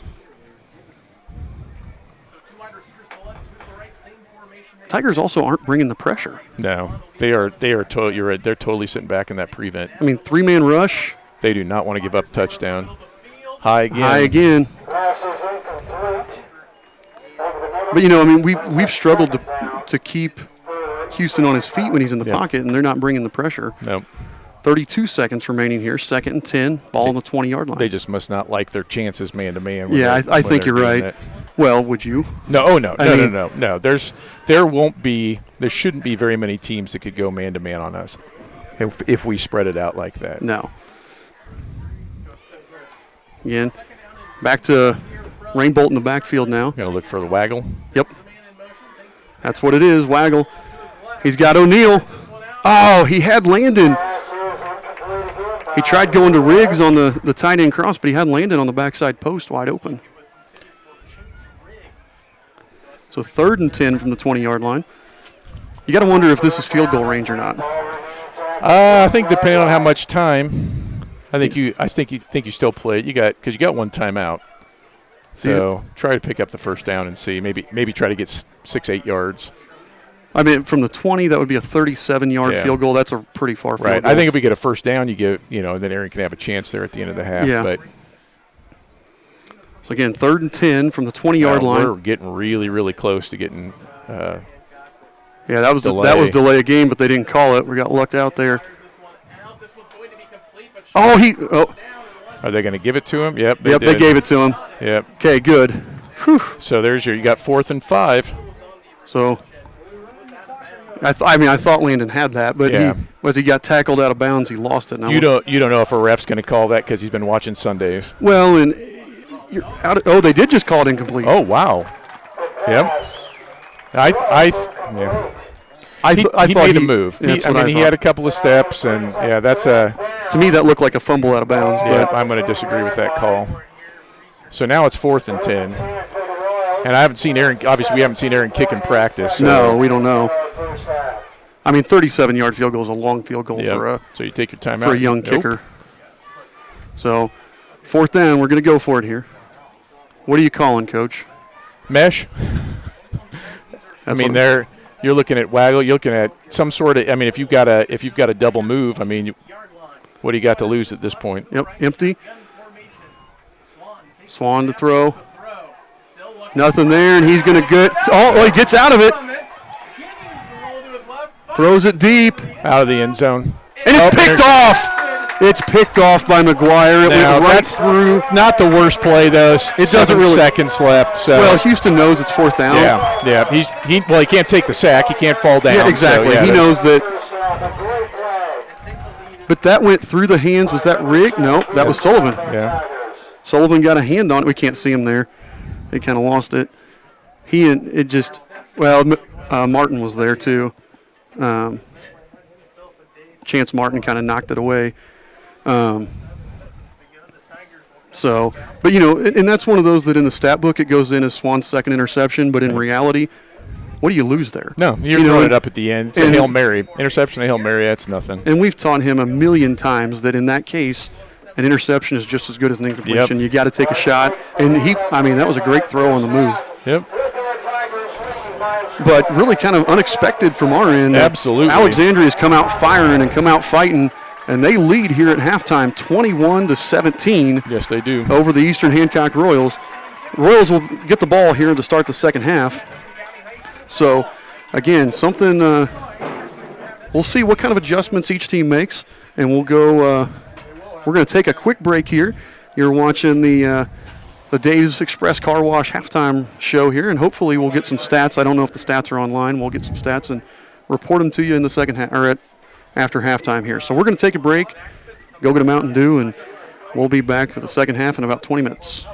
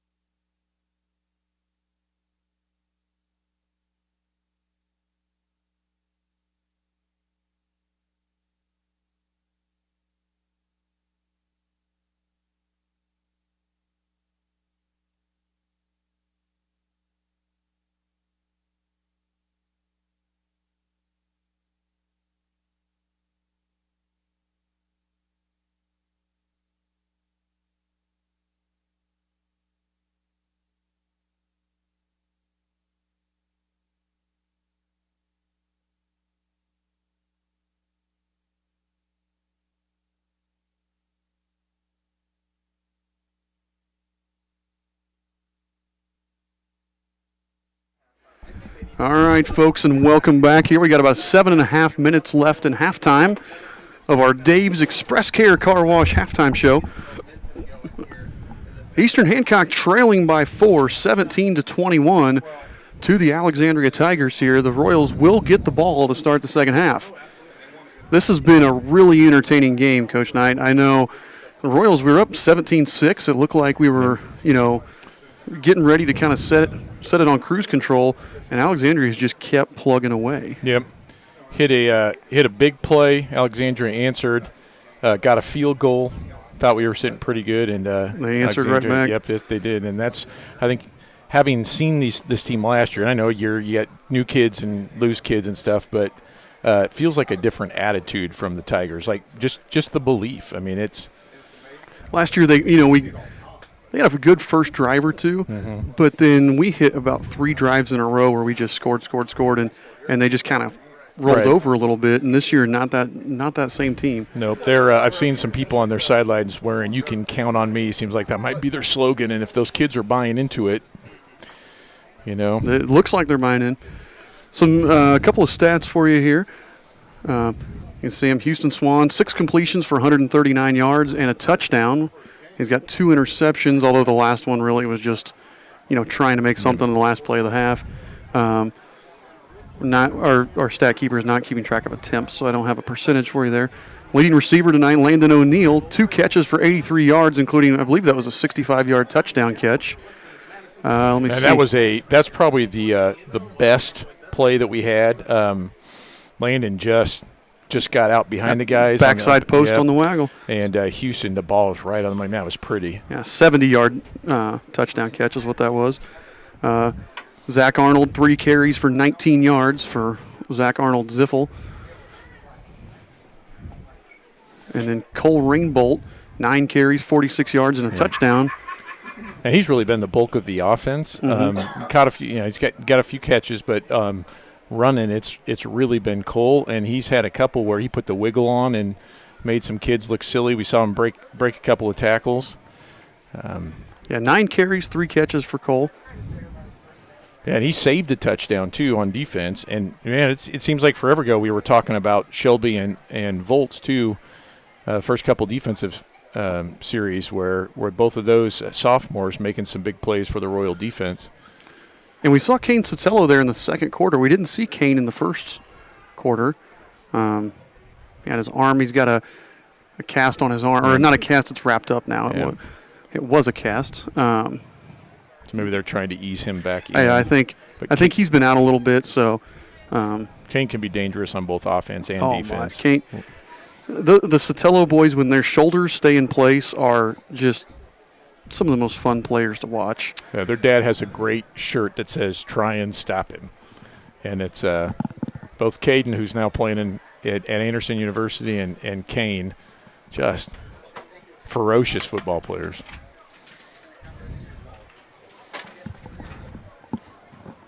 So I think the big question we're going to have is more about the Royals' offense, because early on it was Alexandria shooting themselves in the foot, and there toward the end the Royals kind of couldn't get out of their own way.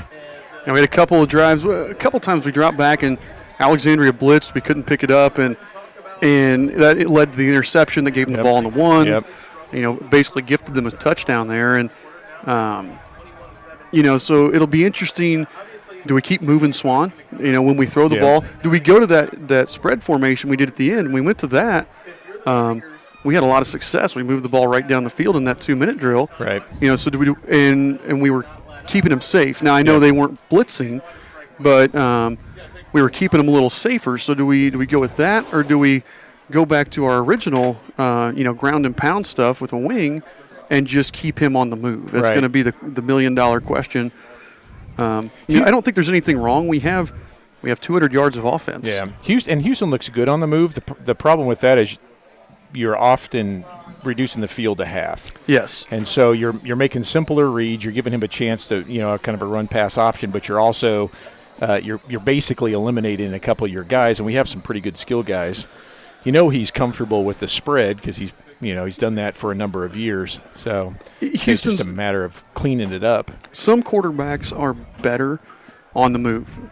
Some quarterbacks are better in the pocket, and Houston's really good in both of them. Yep. So I don't think it's going to affect him negatively either way. It's just going to be interesting to see, what kind of adjustments. I always like to see what kind of adjustments coaches make in the second half. Yeah, I think a lot of times that's where you see the actual coaching. It's not necessarily the play calls in that first half, but okay, we've seen a half of them doing this to us.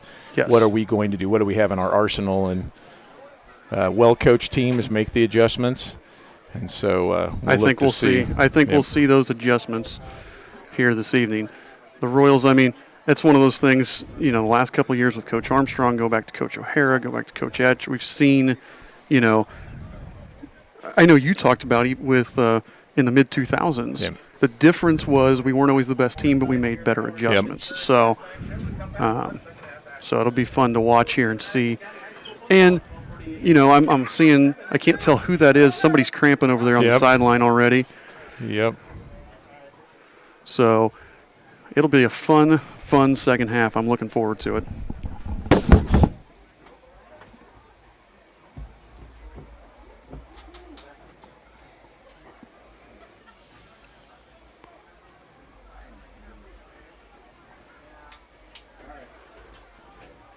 It looks like that might be Landon O'Neill over there. I see the 2 on the jersey. It may be Landon that's cramping up.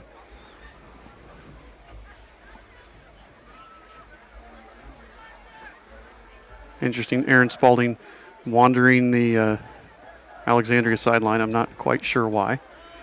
But he's just walking around on Alexandria sideline here.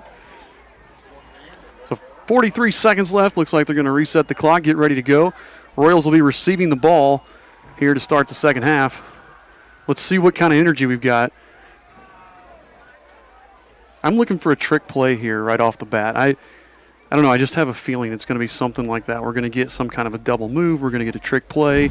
I'm looking for something that's going to energize our sideline here in this first play or two. I'm looking for Royals. Zach Arnold. Yeah.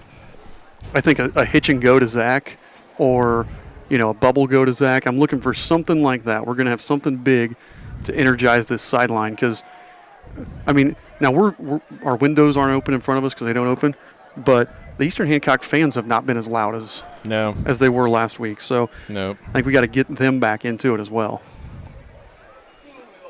Again, we want to thank everybody who's watching tonight. We've been sitting about 150 viewers most of the time. We got 105 right now after coming out of halftime. You guys are the reason that we do this. I've got my kids are at home with my wife watching it on TV, and so I want to say hi to Jaden Harper and Connor, but he doesn't understand because he's 2 months old, so he doesn't really care. Yeah, my family's all over the place, so I got a kid on the field, kid in the stands, and 2 traveling. So. Harper asked me, or asked Mommy picked her up from daycare, and Harper said, we go home and watch Daddy on TV. So sounds good. So she's hopefully listening. Hi, Harper. Yeah, you beat up Blue's Clues. She's not been watching this long, I can tell you that. Yeah, that's all right. You haven't had her try to read a letter or find any clues. So we're getting ready to go here for second half action. 21-17 is our score. One thing I do want to report, concession stand here is nice. I had a cheeseburger. They also carry Code Red Mountain Dew, which not everybody that has Pepsi does. So high marks for the concession stand. They did also had pretzels. There you go. I'm a big pretzel fan. I didn't get one because, like I said, I had a hamburger. But I'm hoping that Cody Hibbert gets a pretzel and reviews it for us. Yep, and I got to give props, too, to their guys here in the press box. They've provided some pizza for us, got us drinks, taking good care of the EHSN group. Yeah, they've been really accommodating. The whole staff here has been great to us. So I want to say thank you to the folks here at Alexandria for accommodating us and helping us out. Yeah, one more shout out to Lloyd Arthur doing our camera work. This is Lloyd's first game doing this for us. So if you have enjoyed his camera work like we're able to see here, and Lloyd, let him know. If not, you can give a shout out on the social media. I'm sure Lloyd's all over social media. I'm sure. So But we appreciate it. It makes all the difference in the world when we've got good camera work. Yeah, I don't think he's missed a play yet. He's No. been all over it. He's done a good job, and so we appreciate that. It's one of those things, the little things make a difference. And, like Inez running it in basketball. Yeah. Inez does an awesome job every time.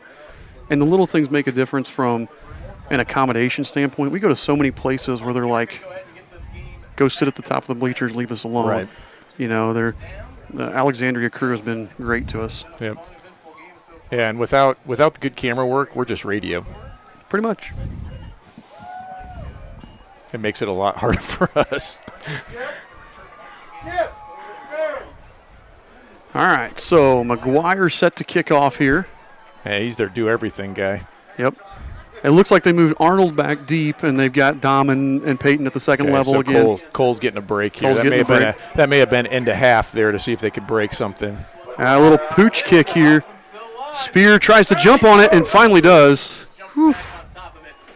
Those are week one things. I mean, just how many times you see that week one, week two, where it's just that, and you don't even know, was that an intentional squib kick? Was right. it? There are a lot of people that like to do that, though, when you don't have great kids and you're playing against a good return. You just put it on the ground, because you said before, you don't know where the football's going. That shape makes it a lot of fun. And it's even hard. It's hard to cover up. So good job by Peyton getting on that. Peyton didn't do anything wrong there. It just took a weird bounce on him. So yep. It's like getting a short hop in the infield, right? Yep. So we'll see what the Royals have in store here coming out of halftime, and they're going to line up right off the sideline too. Yep. And we're going to be racing the play clock again. That's been a few times tonight. Got Rubel at tight end, Riggs in the backfield, and Rainbolt in the backfield. Hands off to Rainbolt off the edge. He gets outside. Sullivan gets the block, and Rainbolt gets to the corner and picks up about 7. Yep, and we had him outnumbered there. Yep. And that was not quite student body left, but close to it. Yeah. Yeah, that was a good patient run by Cole. You're going to give him 6 on that. Oh no, they gave him 2. Oh, they gave him 2. They said he stepped out up there. Yeah. So I thought he got a lot more than that. It looked like it. So got Riggs in the backfield again. Yep. O'Neal wing towards us. Handoff again to Rainbolt. Being patient, cuts up, cuts back, and he could be gone. Oh, McGuire got him, and McGuire takes him down at the 48, but Rainbolt gets across, and they're going to have a late hit over there on McGuire. Yeah, that's the third time it's been. But the other two have been over here on this side, and the ref on that side is not having it. No, so and I'm sure there were some people in his ear too. So yeah, so tack on 15 more. Although I didn't really think that looked late. I thought it looked like a continuation, unless you could tell where he was. Yeah, where he was on the field. So personal foul on McGuire turns into a big play for the Royals. It ends up being a 30-yard gain. On the field, a personal foul called on our Tigers. It's going to advance it an additional 15 yards. It's going to be putting it placed down at the 34-yard line in Tiger territory, 1st and 10. So Dom Shelby just comes in too. So I wonder if that's Cole on the sideline or Zach. We haven't seen Zach either, and I'm trying to find him on the line, but I don't see him right now. So both Cole and Zach out. Ball is now placed at the 34-yard line of Alexandria as the shotgun formation comes up. O'Neal in motion here. Hands off to Riggs up the middle. Riggs gets the blocks. There, we just had a big hole there. And Riggs picks up the first down. Nice run by Chase Riggs. Got a good push there on the left-hand side. Looked like, was that Dom with the lead block? Yep. So their clock guy, though, just cost us 10 seconds. What is that? Well, he didn't stop it when they whistled it, and they just started it up there. So hopefully that didn't come back to bite us. I guess the answer to our question is ground and pound, right? Yep. So see if it's Riggs again or if it's going to be Shelby here. Riggs following Shelby's lead. Yep, Shelby and O'Neal do a nice job. And again, that's just down. Yep. deciding to run over guys. That's just, well, I mean, it's just old school wing tee down, right? Landon leading Yep. through. Shelby Yep. leading through as well, and we just have them outnumbered, and we're just making those blocks. Nice run there. Another 12-yard run by Riggs. Gets the ball down to the 8. So shotgun formation again for Swan. The Tigers on their heels right now. Sends a man in motion. Swan will take the snap, hands the Same ball. play. Same play. Once again, battling through. Linebacker couldn't Yep. see it was stepped in that time, got chased by the legs. But see, the linebacker just stepped in and caught him instead of stepping Yep. in and meeting him. It's a kind of a fatigue tackle, in my Yep. opinion. You step in Yep. and just go down and try to catch him. Yep. So Riggs picks up 4 there. I'm going to give Landon a shout out, doing a nice job. Landon is moving guys right now. He's not just getting in the way. Down and goal from the Tigers' 4-yard line. Shotgun formation again. Wide receiver will go to the left. Same formation. O'Neal in motion. Sends the man in motion. Takes the snap. It's a high one. Houston's Swan's going to keep it. With it. He's going to try to cut this one back up. Good cut. Not really anywhere to go. Nope, nowhere to go. And he's driven back there. That was a handful of guys, but it looked like Dillman and Thompson were there. Yeah. Gained about half a yard according to the stick. Yeah. So, down, and then try to Yeah. fake the down and keep it, but The outside guys didn't really buy it. and they're still not really stopping the down. They're still outnumbered over there Right. the way they're lining up. Right. Because actually, I guess that's Belly because the tight end's on this side. We're running away Yeah, from the sure, tight right. end, so that would Weak be side Belly. Would be Belly, yep. 21-17's our score, but Hancock has the football. Third down and goal from the Tigers' 3-yard line. Swan takes Low snap. Dom Shelby with the Yeah. ball, and nothing there. It's going to be about 4th and 2, maybe. Watching the stick here, see where he goes. Looks like Dom maybe picked up something, but It looks like no. ball's on the Yep, 3. Yep. So 4th down from the 3-yard line here. Looks like the Royals are going for it. No field goal here, which Yeah. it'd be a terrible angle Oh, from this yeah. near hash. Give it to Chase. Or you try to go I outside. put Cole in, and I Yeah. run down again with Riggs leading. Cole is not in, so I know so I give it to Chase and run Belly to the left. yeah, just let him try to run over somebody if he Yep. didn't get any help. Coach Poff told me that Riggs was good for 4 yards anytime he touched the ball. So All right. That's an illegal play right there. yep. And the coaches, we didn't get the timeout called, so they're going to get called for the delay of game or too many men on the Yeah, field. well, I we can't broke tell. the huddle with 12. Yep.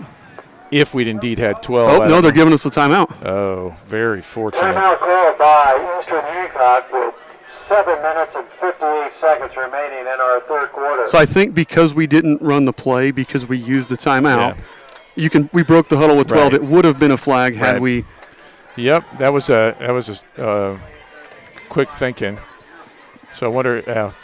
I want to know who came in because that was the tight end. Those tight end coming Rubel out. running off the field. Right, which means we would have had either a receiver or a running back come in. I just saw Dom go to the sideline, so maybe they got Cole back They in got here. Cole's in the huddle right Yeah. now, so looks like Cole's going to be in. Try to get Cole in the corner. Yep. Or do you run play action? Do you just ran it down their throat? Do you try to, or is that out thinking Nope. yourself? I run Cole behind Chase. Cole behind Chase. I run Belly to the left. There is a penalty call Oh, they are? on the field. Delay of game is the call again. Now, I don't know how they have delay a game because they threw a flag with 3 seconds left on the play clock. Yeah. And that's going to back it up 5 yards. So delay. We got the timeout. The timeout was after the penalty was called. Okay. After the penalty at the 9-yard line. So now the ball's, they said the 9, it's actually about the 8. Yeah. So does that change the call? You thought you were getting Oh, yeah. 3 yards. Now. Yeah, you run a crossing route and you hit Riggs on a cross over the middle. Riggs is your tight end to the near side, Yeah. laying in the wing to the far side. Yep. They got Landon in the flat. He got it. He got it. Landon did. touchdown, reached Landon out, got O'Neal. it across. got his second touchdown of the game. And Landon O'Neal. That was Landon O'Neal over there on the catch and a touchdown run. It didn't look like he was going to be able to get Yeah, that was a nice job by Landon because that corner got got tight real quick. There was Yep. a Tiger in pursuit, and Landon almost had to reach out. I'm not sure if even his feet made it past the pylon, but got the ball over, and that's what matters. Yep, good play there by Landon. And hey, Houston got the ball out where he could catch it and run too. Yep. That's really important on a play like that. Throws it behind him, it causes them to slow down. Snap, there's the hold. Redmond's kicks on the way. It's good. It makes it 24-21. So Aaron perfect on the night for extra points. points. Royals go back up by 3. 7:50 left in the third quarter. The Royals eat up about half that quarter with that opening drive. Well, not quite. The opening drive, 4 minutes plus. Landon O'Neill, 3 catches for 91 yards on the night. It's efficient. That is efficient. 30 yards to snag. You know, Buddy Ryan would have said all he does is catch touchdowns.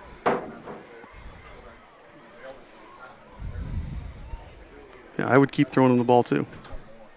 So Royals with the 24-21 lead here.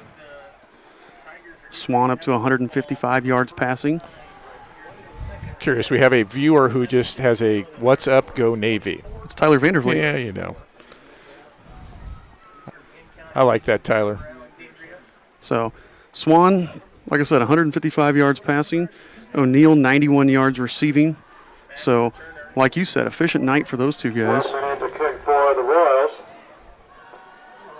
And the Royals, again with this 3-point lead, just under 8 minutes left here in the third quarter. So a couple years ago, Caden Sotelo, like his first catches were almost all touchdowns. Was it Caden? His sophomore year and junior year, yeah, he had like 8 catches and 6 touchdowns or something. All right. Pooch kick and the linemen fight over it. And we got a late flag coming in from the officials. I don't know if that was a late hit. Looked like one of our guys piled on there. But that was from the far side of the field. Yeah, he pointed. I wonder if they were offside. Interception of the Pooch kick. Because the far side guy that just missed the ball, he was pointing towards Alexandria. Now is the white hat. What's he doing? I don't know what. Maybe called block in the back. I mean, that's kind of weird with the ball straight up in the air. Yeah. We kind of piled on a little bit. Personal foul. They're going to call it on them. Yep. Going to be called on our Tigers. It's the 3rd or 4th personal foul on the Tigers tonight. Back it up. I believe that's the 4th one, actually. Yeah, they're Again, we talked about it. They have just been shooting themselves in the foot. 2 steps forward, 1 step back for the Tigers tonight. You know, and, you know, the Royals have to continue to take advantage. Absolutely. And so far we have. So the only saving grace for the Tigers is this on first down. Although, are they going to make it 1st and 25? No, it should. It was on the kickoff, so it'll still be 1st and 10. I wondered if they were calling it as a dead ball. And he threw it during the play. But Yeah. So that's this is also the week 1 for all the officials too. See, I don't know where this crew's coming from. I don't know where they're out of. The only saving grace for the Tigers is they're not looking at anything more than 1st and 10, but they just lost 15 yards and went to average field position from great field position. Martin can't handle the snap. Nasal Road jumps on it, but again, Third time. there you go. Third bad snap. Carter Dishman's cramping up. I thought Carter was just doing an incredible WWE celebration, but he was cramping. I'm sorry. That's not funny, Carter. Yeah, but that's tough too. They got to get that taken care of. Carter's the center, and you don't want to really mess with center and quarterback. We've had really good exchanges tonight. So 2nd and 20 now for the Tigers.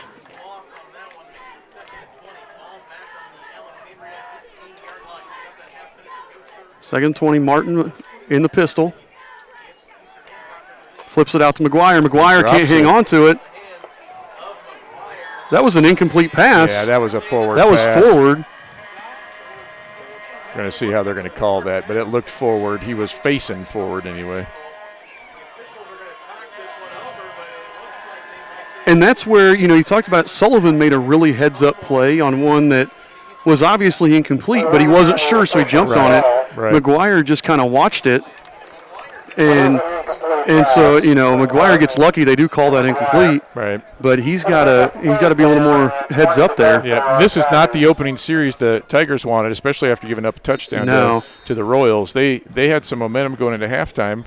We come back and answer, and their answer is to go backwards. Yeah, 3rd and 20.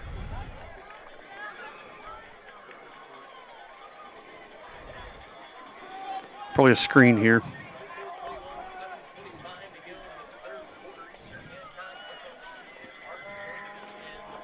Martin takes the snap, pump fake.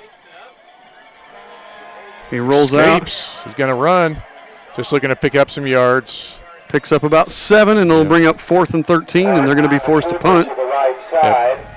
Couple of score updates for anybody who cares. Centerville beats Lincoln 49-0. At last update, Greenfield Central was down by 6 to Plainfield at the half. Triton Central beating Cascade. Monroe Central was over Hamilton Heights at the half by 10. Tri up 21-0 at their half. Hagerstown beat Knightstown 6-0 at half. Oof. Yeah, that would not be a fun. Mount Vernon was losing at half to Noblesville. So New Pal was losing to Decatur Central at half. McGuire gets the punt away. Good punt. Nice looking punt, yeah. O'Neill's going to field it back at the 34. Landon O'Neill looking like Barry Sanders back there. Gets it out to the 49. What are the chances Landon knows who Barry Sanders is? Oh. Is he playing like the Madden Hall of Fame Could team? be. Landon looking like Reggie Bush returning a punt. What time of backers tonight is Rittenhouse and Son, Wetzel Funeral Service, Humphreys Automotive, LKO Travel, Vega Credit Union. Also, Look here at Alexandria's conference, the Central Indiana Conference. Again, no games played, but you can see we talked about it in the pregame. Some real heavyweights there, Mississinawa, Oak Hill, and Eastbrook. Elwood had to cancel their first game due to some COVID issues. Also look at Alexandria's sectional. It looks a whole lot like their conference. Just bring in LaPel and take out the 3A and 4A schools. LaPel and Tipton, that's a rough sectional. Yeah, that is. That's tough. You come out of there, you've earned it. So Swan in the gun, empty formation. Takes the snap, looks this way, throws the hitch to Arnold. Arnold taken down. Good nice tackle there. Yep, good open field tackle. Jay Dillman with the tackle, but we said it every time. Throw the hitch, pick up 6. Yep, and you get the ball in Zach's hands, and he's dangerous. That initial tackle doesn't make Zach's off to the races because there wasn't anybody else there. And Houston's just got to throw that quicker. He waited too long on that. He's got to get that ball out quicker, and Dillman can't make that play as quickly and give Zach a chance. But it's hard throwing from the opposite hash to this number, too. That's a long hitch throw. So, and Cole is not in still, so I wonder if he's still having cramping issues. Or could be. They're just giving him a series off. Swan takes the snap, looks, throws deep, finds Sullivan, and just a little bit high for Sullivan. He's missed high on 4 or 5 throws tonight. I think that it's kind of week 1 jitters. You haven't had anybody running at you live all summer, and you have a tendency to miss high. There's Rainbolt coming in for Dom. Yeah. Dom's had a nice game. Did a good job blocking on the last drive. Yep. Has played a solid game defensively. Brings up 3rd and 5. Call it 4.5. Rainbolt in the backfield. Rubel and O'Neill this side. Sullivan and Arnold to the top of the screen. Hands off to Rainbolt. Nobody out there. Yep. Look at Zach Arnold's block. Look at Zach. They just threw a flag. I don't care. That was a good block. No, I don't disagree. He was engaged the entire time. That was a fantastic block from Zach Arnold. Yeah, Zach was driving that guy back. Watch this replay. This is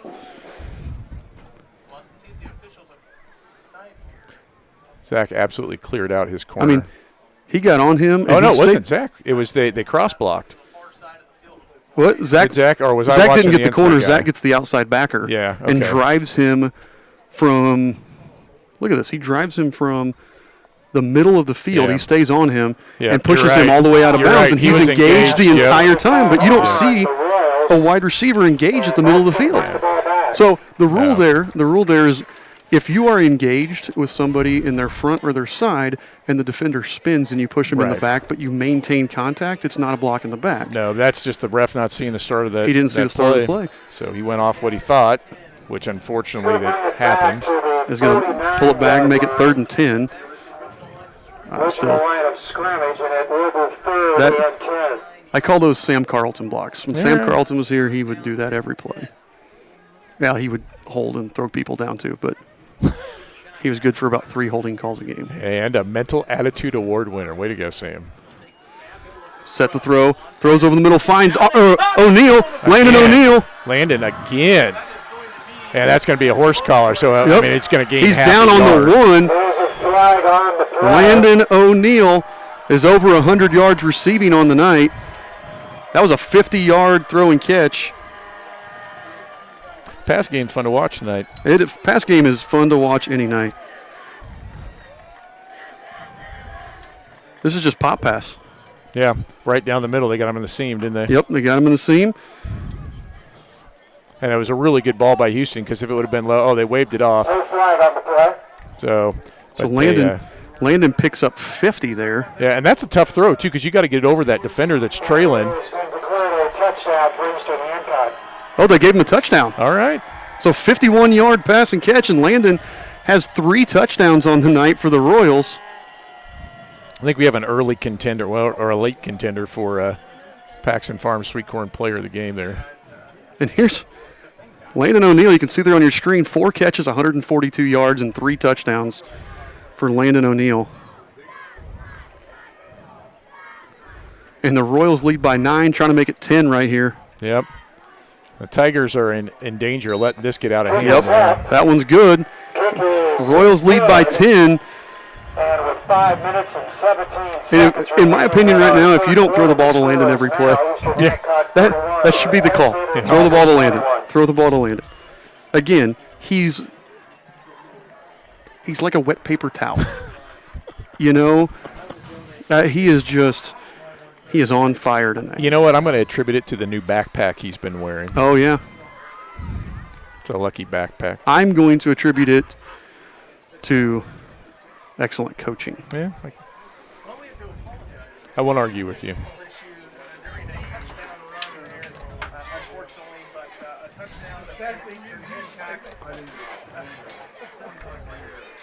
What about the guy who taught the guy who taught the guy?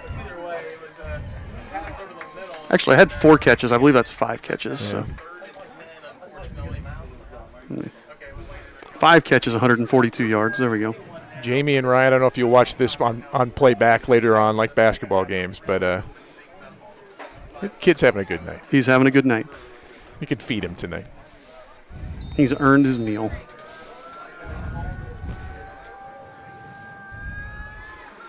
Kick there by Redmond. Flowers that one fields on the it. run. Yep.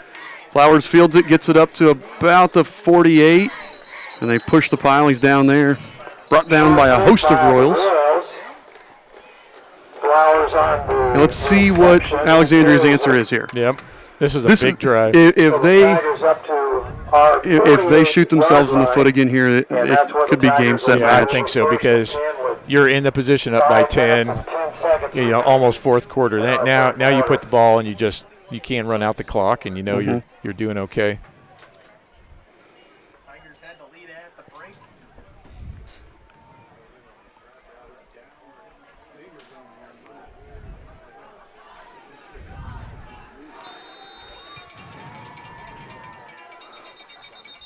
Royals with a bunch of substitutions, but they have a flag here. I think the center put his hand on the ball, then picked it back up, and then put it back down. I think that's what he's telling him. It's like the center got confused waiting for us. Yes, exactly.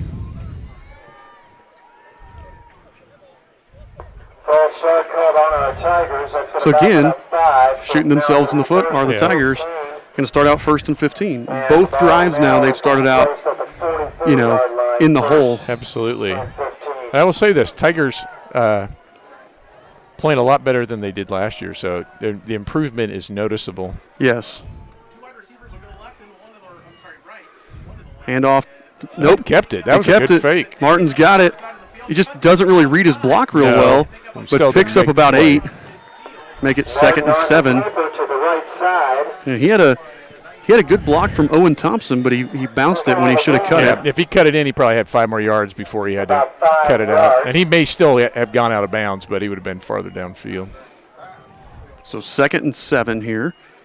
It's going to bring up 2nd and 7. And you're not in panic mode. You're not in hurry mode. You still have a quarter and 5 whole minutes of this quarter 2 left. scores. And It's a 10-point game. And we've seen them twice score just as fast as the Royals. Yeah. So. We haven't seen McGuire do anything here, No. so be on the lookout for him. And again, that's the second time we've jumped off sides there.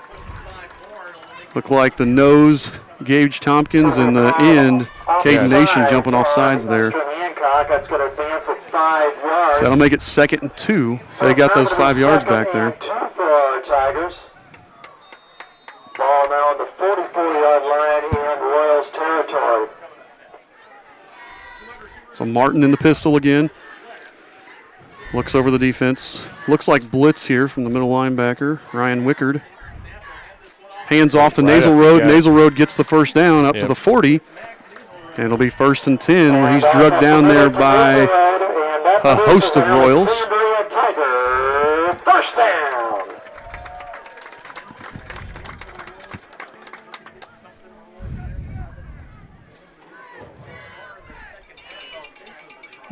Good crowds for both teams, but again, it just seems quiet. And maybe it's because we're inside. I've never been in a box for a game in here. But just seems quiet. Nasal Road cuts back, breaks a tackle, gets up, picks up about 7, and it'll be 2nd and 3 up there around the 32-yard line. Yeah, we haven't seen anything from him for a little bit, too. That first drive, they kind of abandoned him. Yeah. So they've got a couple playmakers, Naslerood and McGuire. This is a team that, when they stop shooting themselves in the foot, is going to be a very, very good team. Yeah, they're going to be a tough out.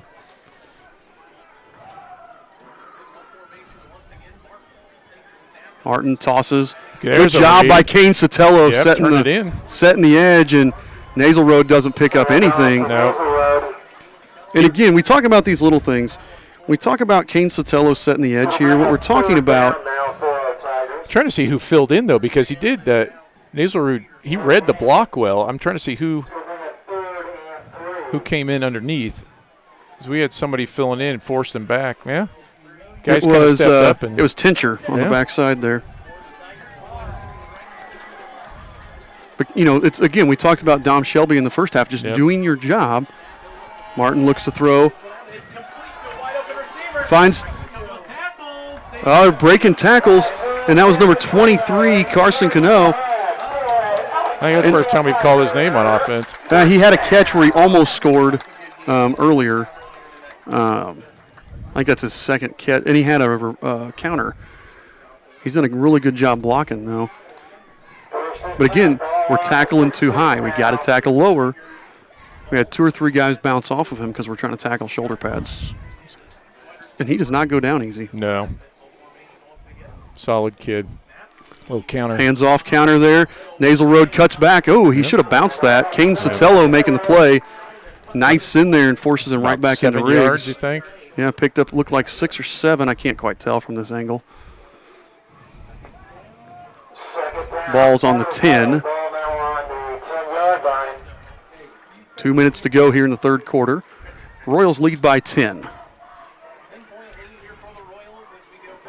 Martin again in the pistol. Go, Targets, as you say, Tigers threatening here. He's going to keep it. Royals Tincher from behind. That time, lots of Royals, and we just got a kid hurt. Is that Tincher? Yep. That's a cramp. You can just tell. He's pulling at his knee like that, his leg like that. That is a cramp.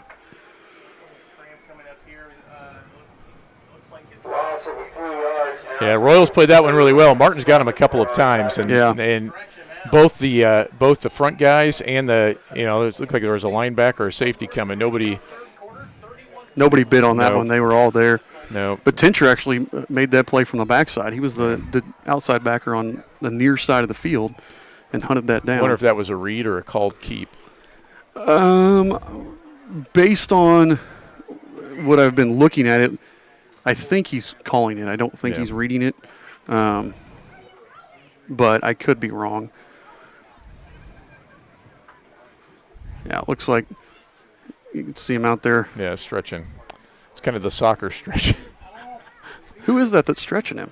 I think it's Jenna. It is it Jenna? Okay. Yeah. It didn't look like Jenna. That's why I was trying to Yeah. figure that out. Jenna does an awesome job as a trainer. Yeah, she's fantastic. This is her fourth year, I think. Start with Army. I think she started with Army. Yeah. 4th year. I tell you what, having somebody who knows the kids. For years before her, we had trainers change every 12 to 18 months. Yeah. And having somebody that knows the kids, knows the coaches, she does a great job. Yeah. I mean, she understands big picture things. She understands when she sees a kid in 3 different sports, she understands the injury Yep. and communicates it really well to the coaches. So Yep. shout out to Jenna Cassell because she does an excellent job as our athletic trainer. Yeah. And she is always going to, put the kids' health above anything else. Too, Yes. which is, Well, I can't tell you how many times she's come to me and said, this kid, if you can hold him, as football coaches, we always want kids to practice every day. Yep. She's like, give him 2 days off, and it's going to make a world of difference. Right. And it's just, she'll say, just trust me on it. Okay. 106 followers. It's 3-3-6. But obviously, this is going to be 4-down territory. Okay, so 3rd and 6. Late in the third quarter. Take our. big play here for the This was our Tigers. double barrel Woodworks timeout, There we by the go. way. Tigers come out. Trying to punch one in to cut it down. 3rd and 6. Let's see what they do. Still, McGuire has been silent this half. Yep. Oh! Pitch this one out. It's going to be They got a little fumble. fancy. They tried to get fancy on the reverse to McGuire, and it was there, but they missed the toss. McGuire there, and it was a fumble, and it's going to lose 10 yards at least. So one, 4th and very long coming up here. 4th that is a touchdown. 20 to go in the third quarter. That is a touchdown if they make that toss. And it just kind of goes to the theme of the night for Yes, them. it They're does. Shooting themselves in their foot. They had blockers there. They had everybody accounted for. That is a touchdown if they complete that. And again, just shooting themselves in the foot. Martin gets pressure from Sullivan, and he goes down at the 32. Yep, and he had to And that hang was on to Carter it. Dishman. He had to give the guys a chance to Yeah. get into the end zone. So another self-inflicted wound there from the Tigers. Yep. So they still got a quarter. They got to make sure not to hang their heads. The Royals could put this game out of reach now. I think if they score, to me, I know some coaches would want to drive this down and take 8 minutes off the clock. I think if you score quickly, you Take the wind out of their sails. you take the right? wind out of their sails and it's done. Please bring it up to the press box. So we'll see what happens here. Now, if you're Eastern Hancock, in my opinion, you're grinding. I think they're going to expect you to sit here and just run. And I think you play action, take another shot to Landon. I mean, Landon has just been nobody's tracked him down. You No, know? he's been red hot. So we'll see what they do. 3 seconds on the play clock. They send a man in motion. They take the snap. hand off to Rainbolt, and he powers ahead for about 4. It'll be 2nd and 6. Carry to the right. Bring up the second down, and that He's gives going to bring up second What's your cord, Scott? and 6, ball on the 34-yard line. Get out of the way. We have cords attached. I forget. That's update coming up for you. that's probably what we'll see too. Some of this. Again, we get Landon motion over that way, outside run to Cole. Yeah, that's like the 4th or 5th time that we've almost had a delay of game called when Yes. we come off the sideline. Yeah, first game stuff, Brings them back out into the shotgun formation. Swan signaling to his receiver to go in motion and doesn't, and we get a penalty. Was that a delay of game? Seconds to go. I can't see the play I clock couldn't from where either. I'm standing. Yeah, I couldn't either. It's been reset since I turned to False look. start. And again, I mean, really, we've had probably a dozen penalties. Oh yeah. But they've all been in the 5-yard variety. Yeah. And really, I think only one was in a critical situation. Exactly. So if you're going to have penalties, that's the the good luck of when you have them. Alexandria, on the other hand, has had multiple 15-yarders and at critical times.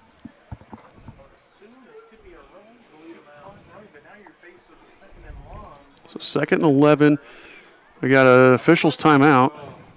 Another I think they're discussing. I don't know if the play clock. He's looking at the play clock. I don't know if it went to 40 seconds and it should have been 25. It was 40, and then they put it back at 25. Okay. But I don't know. Officials still talking things over here. Yeah. I think we had that right, but Had to be a somebody missed it. anywho, we're getting back No on the penalty. Well, we're going to let the clock run, and that'll end the quarter. clock, so it looks like Yep. it's gonna do it for the third quarter. That's going to end it for the So that'll end the third quarter. So going into the fourth, the Royals lead by 10, 31-21. Hancock Royals 31, Alexandria Tigers 21. Guys, last time I thought we stopped the clock. I'm sorry, you're listening to Madison County Our High School. fourth quarter. So you're watching the Eastern Hancock Sports Network here. See if we can finally finish this game, put it away, and start the season with a victory here. Corporate sponsorship of Alexandria Tiger football. Once again, don't forget next Friday our Tigers will be on the road. They'll be traveling up to Wabash, Indiana. So if our stats are very unofficial right now, but as of right now, Landon's receiving yards, as we said, Landon has unofficially 5 catches, 142 yards. That would be the 8th most single-game receiving yards in school history. Wow. And he's also tied the record for touchdown catches in a game with 3. Way to go, Landon. Have yourself a night. Our score, Eastern Hancock with the lead. Is Michael Estrich here with you. Joe Nowline with So you as well. Swan with those 3 touchdown passes here tonight. To get a WHBU score update. Doing a nice job, and like I said, O'Neill's been his favorite target here. 2nd and long, 2nd and 11. Puts Arnold in motion. That Fakes, should have hands off to been Rainbow. Yeah, that should have been a flag on false Cole. start. Yeah. Cole, does he Got get the first. edge? Nope, couldn't quite get the edge, but picks up the first down and taken down after a gain of about 14. Royals run to the right side, and they do pick up a first down. And that's been our best play, just flanking them. Yeah. Whether it's Is now placed right at whether the it's like that 33 counter, yard line. you know, that counter action, or Yeah. whether it's more just like a straight sweep action. That's been our Well, as Our far as best. I'm concerned, both Cole and Zach should be able to get outside on just about everybody. And when you have teams outnumbered, exactly. then that just adds to it, and you go from an average play to a really good play. I've been very impressed with our slot receivers and our wings blocking tonight. Pass here. Sullivan's open. Hits Sullivan on the hitch and picks up about 7. Stopped by Logan Flowers of our Tigers. That's Sullivan's 2nd catch of the night. Ball is now right at the You see 50-yard line. It's going to bring up 2nd. Houston doing a little coaching on the field, explaining 4 yards to to Sullivan go. what he wanted him to do there. So 2nd and about 4.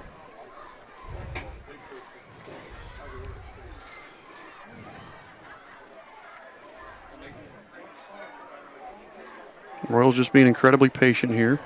No need to do anything else. I mean, No, I mean, you got the lead. You don't need to be in a hurry. Just get your play off in time. Almost had it. Yeah, Yep, we did. there get we a did. delay. Hands off to Yeah, Riggs. that one's going to come back. And you know what? I'm starting to watch. For the Royals, but The they're Tigers on are starting to stand flag. around. Yeah. If you watch that play, The clock wound the down. flow that was there in the first half is Yeah. just not there for them. They're not getting that flow from the backside. They need a big play. They need a Yes. fumble. They need a sack. They need a pick. Ball Something start to get playing them on the roll. energized. And as long as we're playing smart, none of those things should happen. No, and you know we're not going to take any chances. Our passes are going to be safe passes Yeah. here. You know, we're going to run the ball, run the clock down each play, or run the play clock down each time. Ball has been So 2nd and back 8. to the 45-yard line in Eastern Hancock territory. 2nd down and 8 to go. Alexandria trails by 10. Royals still lead by 10. Officials timeout here. I don't know if there's blood. Looks like blood on the pants of Jason Keeley, the middle linebacker.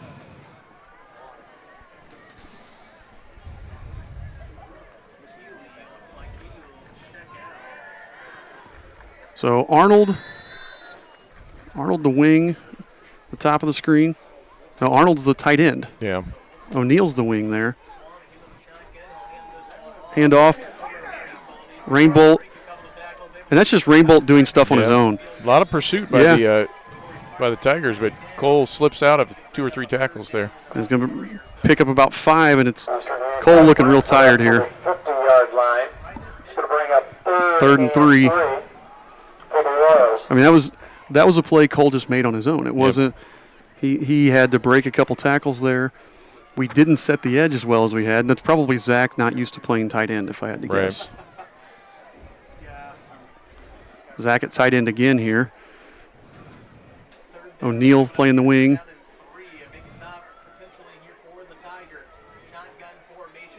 Hand off to Riggs. Off tackle. Riggs bounces it outside, gets pushed out at the 40-yard line. Yeah, Coach Poff, that was more than 4 yards. Yep, he said 4 yards every time Riggs carried it. First down, 4 That was 10. for Hancock. Wilkes, the runner. Nasal Road again. He's cramping up now. He's hopping off the field. It's going to be 1st and 10. Man, he's had a couple times tonight where he's been off to the sideline. You just see the frustration in his face. And I've been there when you're cramping and you get that cramp out, you go back out, you cramp up again, you just can't. It's just miserable. Yep. You can't shake it. Typically, once you start cramping, you're done. O'Neal in motion again. Handoff is to Riggs. Riggs off tackle again. Up the middle. And see, again, you're talking about Alexandria getting tired. They're standing and catching. Yep. And they're catching Riggs rather than going and attacking him. And, again, that's a fatigue thing. Yep, that's Chase too big to catch. Yeah. 3-yard line in Tiger territory.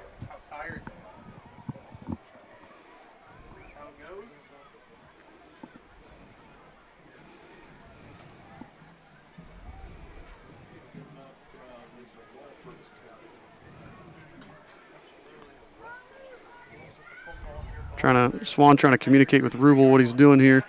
Counter here to Rainbolt. Rainbolt cuts back, and he's drugged down at about the 22-yard line after a pickup of about, what is that? That's probably 10 yards? Yeah. And Tigers in danger of letting this game, even being close, slip out of their grasp as the Royals just inside the 25-yard line. And if we score again, that's all she wrote with the time. I mean, we're approaching 8 minutes to go in the game, and a 17-point lead would make it 3 scores, and that would just be insurmountable there, I think. Swan looking back, using the clock here. Takes the snap, hands off to Rainbolt. Rainbolt being patient. Gets a great block there from Jacob Wickard. Rainbolt cuts back, and that's going to be a touchdown. Yep. Touchdown, Cole Rainbolt. That should do it. Yep, you're exactly right.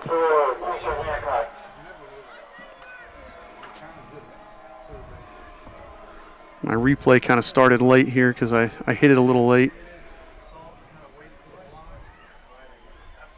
It's a nice job by Cole. Hit hash number sidelines and goes in for a touchdown. I saw a good block by Jacob Wickard there getting downfield. I saw him about 7 yards downfield blocking.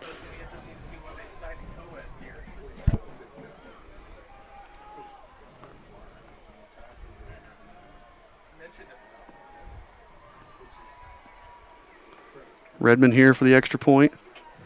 And that was unnecessary. Yeah, Flowers jumps off sides.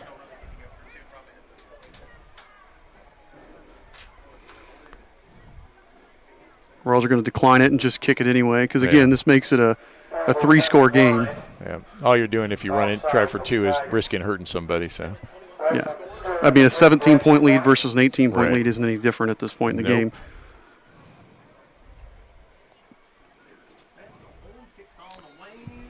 And it's good. Yep, perfect night for Aaron Redmond. Aaron Redmond. 5 extra points and a field goal for that young man on his first night as a full-time kicker. 6 seconds remaining. Our fourth score is now the Hancock Royals 37. Our Alexandria Tigers 21.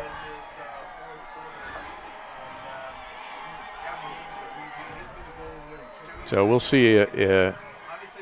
Alexandria got kind of 2 choices. They can go try to score quick, or they can just hang on the ball, be methodical, work on stuff, kind of knowing it's not in the cards tonight. But maybe finish on a high note for them.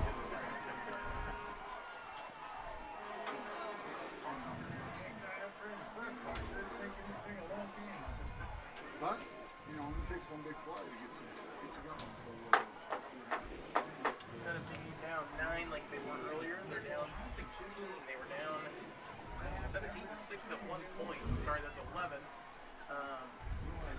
So we'll see what happens. So we'll see here. Redmond going to kick off. This is kind of what I expected. I expected the Royals to just overpower the Tigers tonight. Yep. And that's what we've seen here in the fourth quarter is Riggs and Rainbolt just kind of they're grinding. That's right. Seniors. They're physically more mature than they were last year. They're just kind of grinding and overpowering it. Definitely some things to clean up here. Yeah, heading into week 2. The thing that's impressed me, like I said, O'Neal has impressed me. We know what he's capable of. We've always known what he's capable of, but he has had a great night. Yep. He's done a great job blocking. Obviously, got 142 yards receiving if all of our numbers are correct. 3 touchdowns.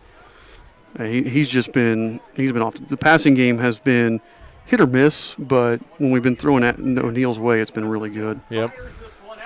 Martin, throws it and went right through the hands of Abram May. I think Zach was lucky there, too. Yeah. The way they've kind of been calling stuff. That could have been a late hit there.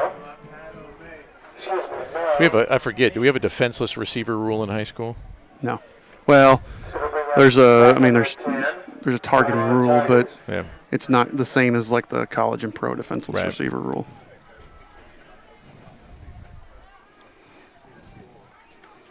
7.5 minutes left here. Royals just want to see this clock run out. Yep.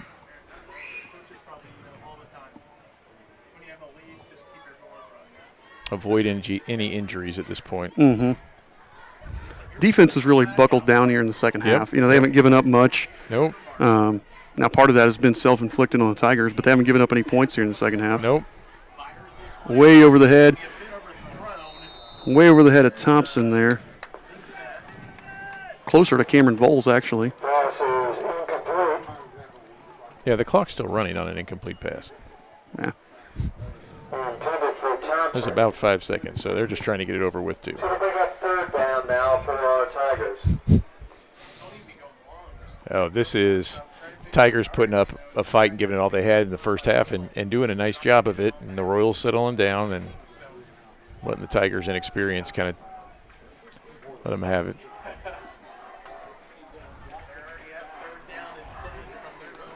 By the way, Redmond missed that last extra point. Did he really? Yeah, I wasn't looking. I thought they signaled that it was good. Well, I think you still had a good night, Aaron.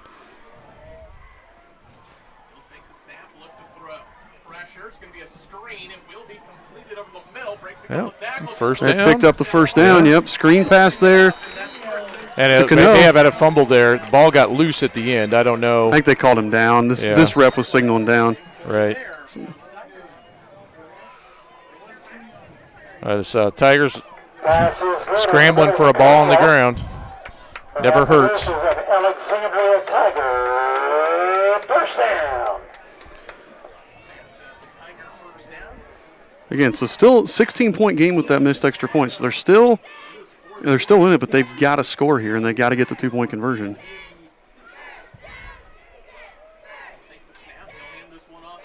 Nasal Road right up the middle. Cuts back. Rainbolt pulls him down at the 29. It was a nice little run with good cut upfield from Naselrud, and then we got a nice open field tackle from Cole Rainbolt. So I was coming to town. I noticed the mayor's name was Naselrud as well. So I don't know if that's I'm assuming that's not a real common name, so I'm guessing that's a family member. Yeah. I'm just so happy to have high school football back. I watched Varsity Blues last night to get back. I needed football. Hoping to see the oop-de-oop tonight. Yep. Nasal Road there. And picked up a few yards and then Hoskins and was that Hoskins and Riggs? Hoskins and Riggs. It was the whole middle of the defense, I think. Riggs has had himself a pretty nice game too. Yeah. But I think we saw that coming from Chase. We did. I mean, he was Each our year, right? he was our best linebacker last year. We knew that was coming. He was our best offensive lineman last year Yep. in certain situations too. So, you know, we've seen that coming from Riggs. Looks like it's second and about 6. 5:42 to go. Well, they Fakes got the the toss, hits the slot. counter. Yeah. Kane Sotelo right there, but then he just gets drug a little bit. That was Graham Hicks, not Kane Sotelo. My bad. I think Oh, that no, it was Kane. That was a missed opportunity for the Tigers too, because they had McGuire completely uncovered in the slot. And I know play call, but you wonder if they'll come back to it now. Well, and you wonder with Martin. Obviously, he's a junior now, but missing most of last year. Yeah. How much freedom do you give your quarterback? Well, see, if you look here, if Volt's coming downhill, that's one thing. But if not, he's not going to get beat deep. You almost have to just stand up and throw that. Yeah, I mean that's. Again, finds a hole on the far side. Nasal Road bounces it outside, gets inside the 10 before he's pushed out of bounds. But yeah, you know, and that was something that,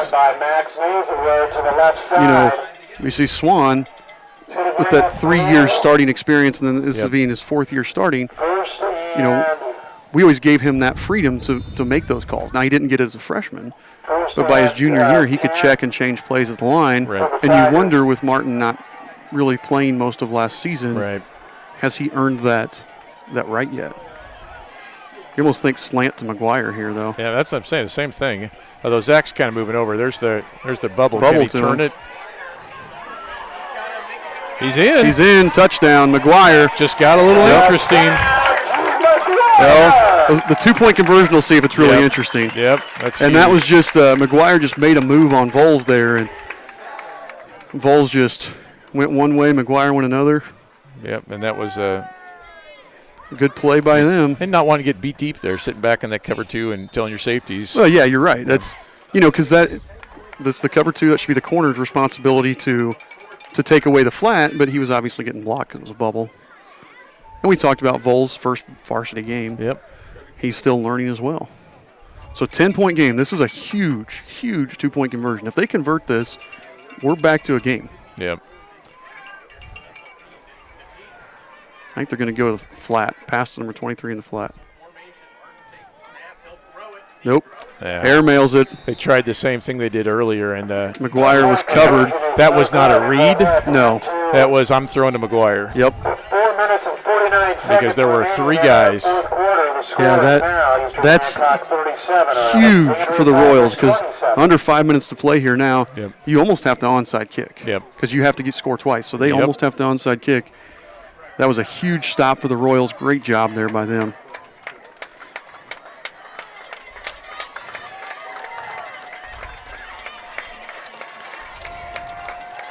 One thing we want to point out, here at the Eastern Hancock Sports Network, we don't just come here to broadcast the game. We give you the whole experience. So on my way up here tonight, Alexandria, you talked about, was home of Bill Gaither, Yeah. a gospel singer. It's also home to the world's largest ball of paint. I don't know if you guys knew that, but it is home to the world's largest ball of paint. So I actually took a visit over to the world's largest ball of paint, and I got to paint it, and I got a certificate with my name on it. Technically I have painted the world's. I'm the record holder. The I current guess. world record The current holder. world record holder. So there's me painting that. So if you're in Alexandria again next time for another event, make sure to stop and check out the world's largest ball of paint. I try to go through and see what attractions are worth seeing and what attractions aren't. So we try to give you the whole in-depth experience here at the EH Sports Network. McGuire pooches it up. They're finally fielded there. I think that was Bowman. Jumped on it. Yep. Yep, that was Bowman. Well, we've had trouble with that a few times tonight, Yeah. those short kicks. We have not fielded kicks cleanly. No. I mean, they haven't either, so Nope. nobody has. Things to work on. Royals have North Decatur coming up next week. Again, we talked about that. New team in the Mid-Eastern Conference are the North Decatur Chargers, and they got a week off. So Yep. they South Decatur canceled on them yesterday. So they'll be Based on recent Yeah. history, you would expect them to be a stronger opponent than Alexandria, but I don't think anybody really saw Alexandria No. being this competitive tonight, too. They North Decatur, I think they lost a lot. They won the sectional the last 2 years, but it's a really bad sectional. Yeah, Coach Stern though, he's a good coach. They'll be a well-coached team in a lot of years, several places. Yep. There goes Riggs up the again. middle. He picks up 6. And off to the right side. And again, we're just making a hole. The D linemen for the Tigers again are gassed and are just standing up. I think the direction for Chase is run straight, hard, and hold on to the ball. Yep. And if you get tackled, We're not driving anybody out. We're just almost like basketball playing defense, but because the Tigers linemen are just standing up, we're able to get in the way there. And that's how, as when I played tight end, that's how I was as a blocker. I wasn't moving anybody, but I could get in the way really well. Yep.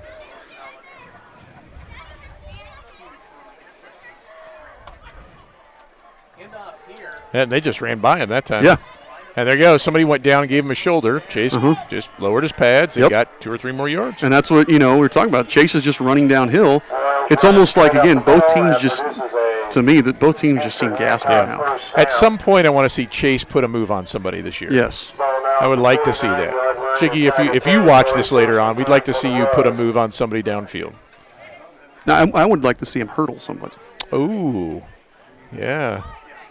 And then you might be recruiting him for the track team. Well, Kane Sotelo is a hurdler. Yeah. So Yeah, I when can see Kane gets his hand back and he's on offense, I want to see – Kane was a regional qualifier in the 300 hurdles. I want to see Kane hurdle somebody.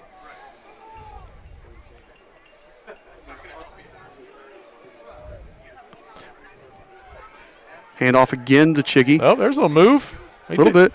Almost broke the tackle there. But again, doing what he's supposed to do. Yep. Pick up yards, hang on to the ball. Yep. Run the clock. And at some point, Alexandria's going to have to call some timeouts. Yeah. Second and 4. We're picking up 7 yards of play and here. That's really hard because you're not getting to 4th down. You're not even getting to 3rd down. No.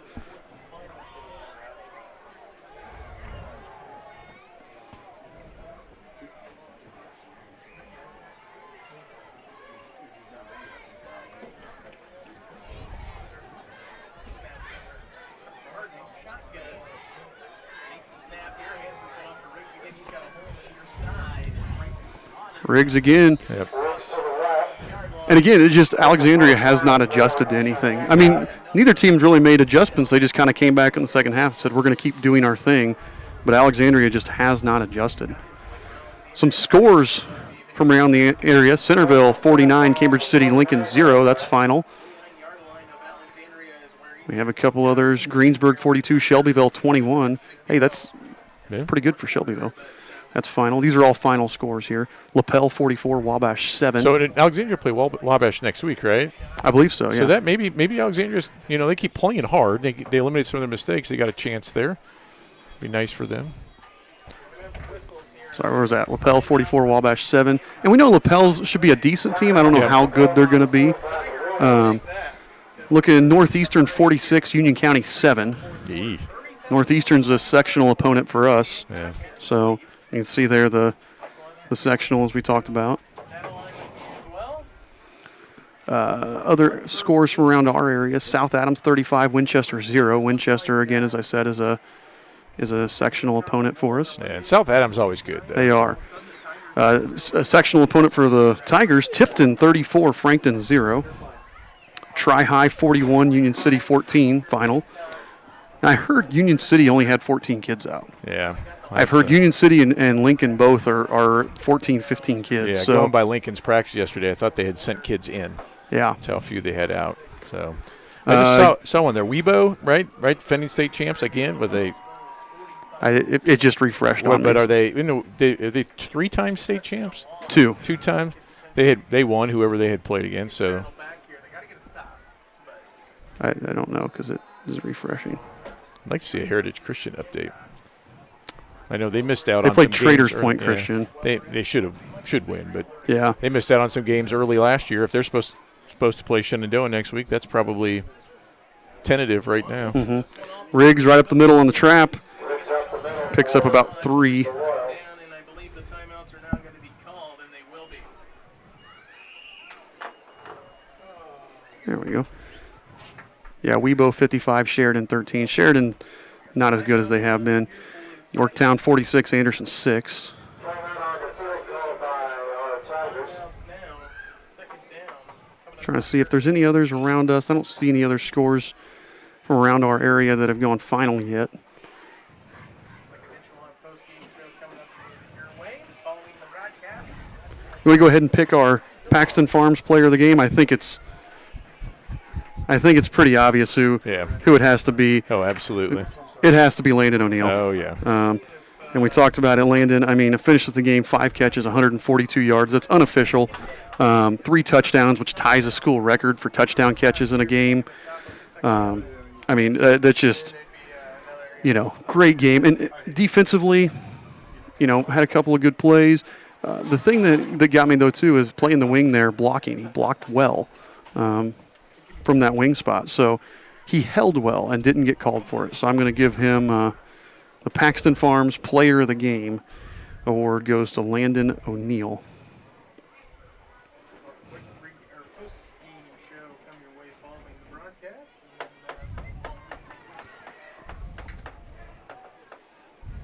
And Swan again will go under center. Hands this one off to Riggs again. Riggs, they push it forward a little bit. Going to be maybe Short, third and three. It's third down and short coming up, and a quick timeout again from the Tigers. Take much time off the clock. 1:25 to now.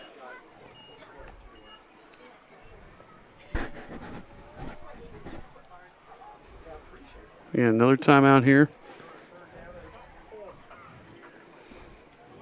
And again, this is hard when you got to score twice. Makes it almost impossible. Oh, yeah. I mean, they've got to hope that we fumble, they pick it up and take it in, and then onside kick. I mean, it's a few miracles in a row. And I'm fairly certain that you had a conversation earlier this week about what requires sainthood. I think somebody would have to become a saint for Alexandria to win at this point. It's not that bad. I've seen a lot of crazier things happen. That I'm not. Won't go that far because they get a stop here. They get two stops, get the ball back. We've seen they score in one play. That's true.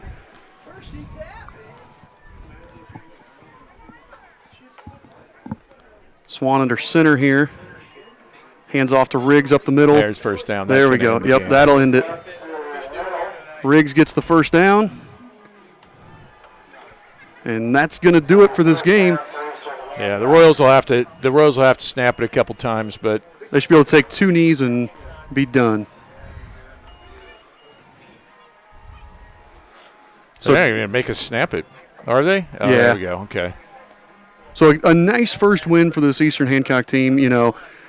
We didn't know what to expect with the Jamboree last week. It was so hard to tell. Each team only got a handful of plays. Right. So we really didn't know what to expect. We don't know how good anybody is, in our conference. So again, just a really good first win here for Eastern. And the thing that was great is they had to push through that adversity. Yep. It wasn't just an easy win. Obviously, lots of things to work on, both sides of the ball. That's a typical week 1 kind of thing. You're going to have, special teams. Redmond did a great job. Only missed 1 extra absolutely. point. He hit that field goal, so special teams was good. Obviously, we've got to work on our fielding of kicks and stuff like that. I think offensively, it's cleaning up the penalties and making sure that we're picking up those blocks. Right. When Swan had to throw, from the pocket, he struggled a little bit, with protecting him. So I think it's going to be that kind of stuff. Protecting him is going to be big up front. And then defensively, it's just figuring out. They were running guys in and out all night. Right. And it's going to be figuring out those young guys, getting them the reps playing. So, like I said, good first win for the Royals. Paxton Farms Player of the Game, as we said, Landon O'Neill, fantastic game. He just, one of the best games I've seen him play. So, good luck to the Tigers too as they go on. They did a nice job, acquitted themselves well. Got a few things for them to clean up too, but I think their future is bright. So. Yeah, some very unofficial stats here, and by very unofficial, I mean ridiculously unofficial. They have Swan with 218 yards passing, Royals with 218 yards passing and 200 yards rushing. like I said, very unofficial. Cole Rainbolt had 16 carries, 112 yards, and 2 touchdowns. Chase Riggs, 11 carries, 86 yards. Landon O'Neill, as we said, 5 catches, 142 yards, and 4 touchdowns. Cole Rainbolt, 3 catches, 34 yards. So, I mean, they did a lot of nice things tonight. Swan, 218 yards passing, 4 touchdowns. 4. Oh, Landon only had 3. 3 touchdowns? Right? Yeah. It was, I think Rainbolt caught one.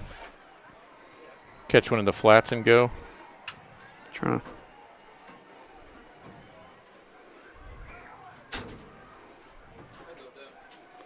We scored 5 touchdowns. We only got 4 recorded. No, they have 6 recorded on her. Don't trust our stats because they have six touchdowns recorded. Oh, I know what happened. Oh, no, that's not me. I was going to say I know what happened. I think that wasn't us. No. So anyway, we're set here to sign off from Alexandria. Thanks for tuning in with us tonight. We had 150 people watching most of the game, so it was a great game. We will be back at home next week against North Decatur. Our home game, we bust out the Cody cam on the sideline. We get some more camera angles, make it look a little more professional next week. So, again, thanks for tuning in, and we appreciate you guys. We will see you next week from Eastern Hancock.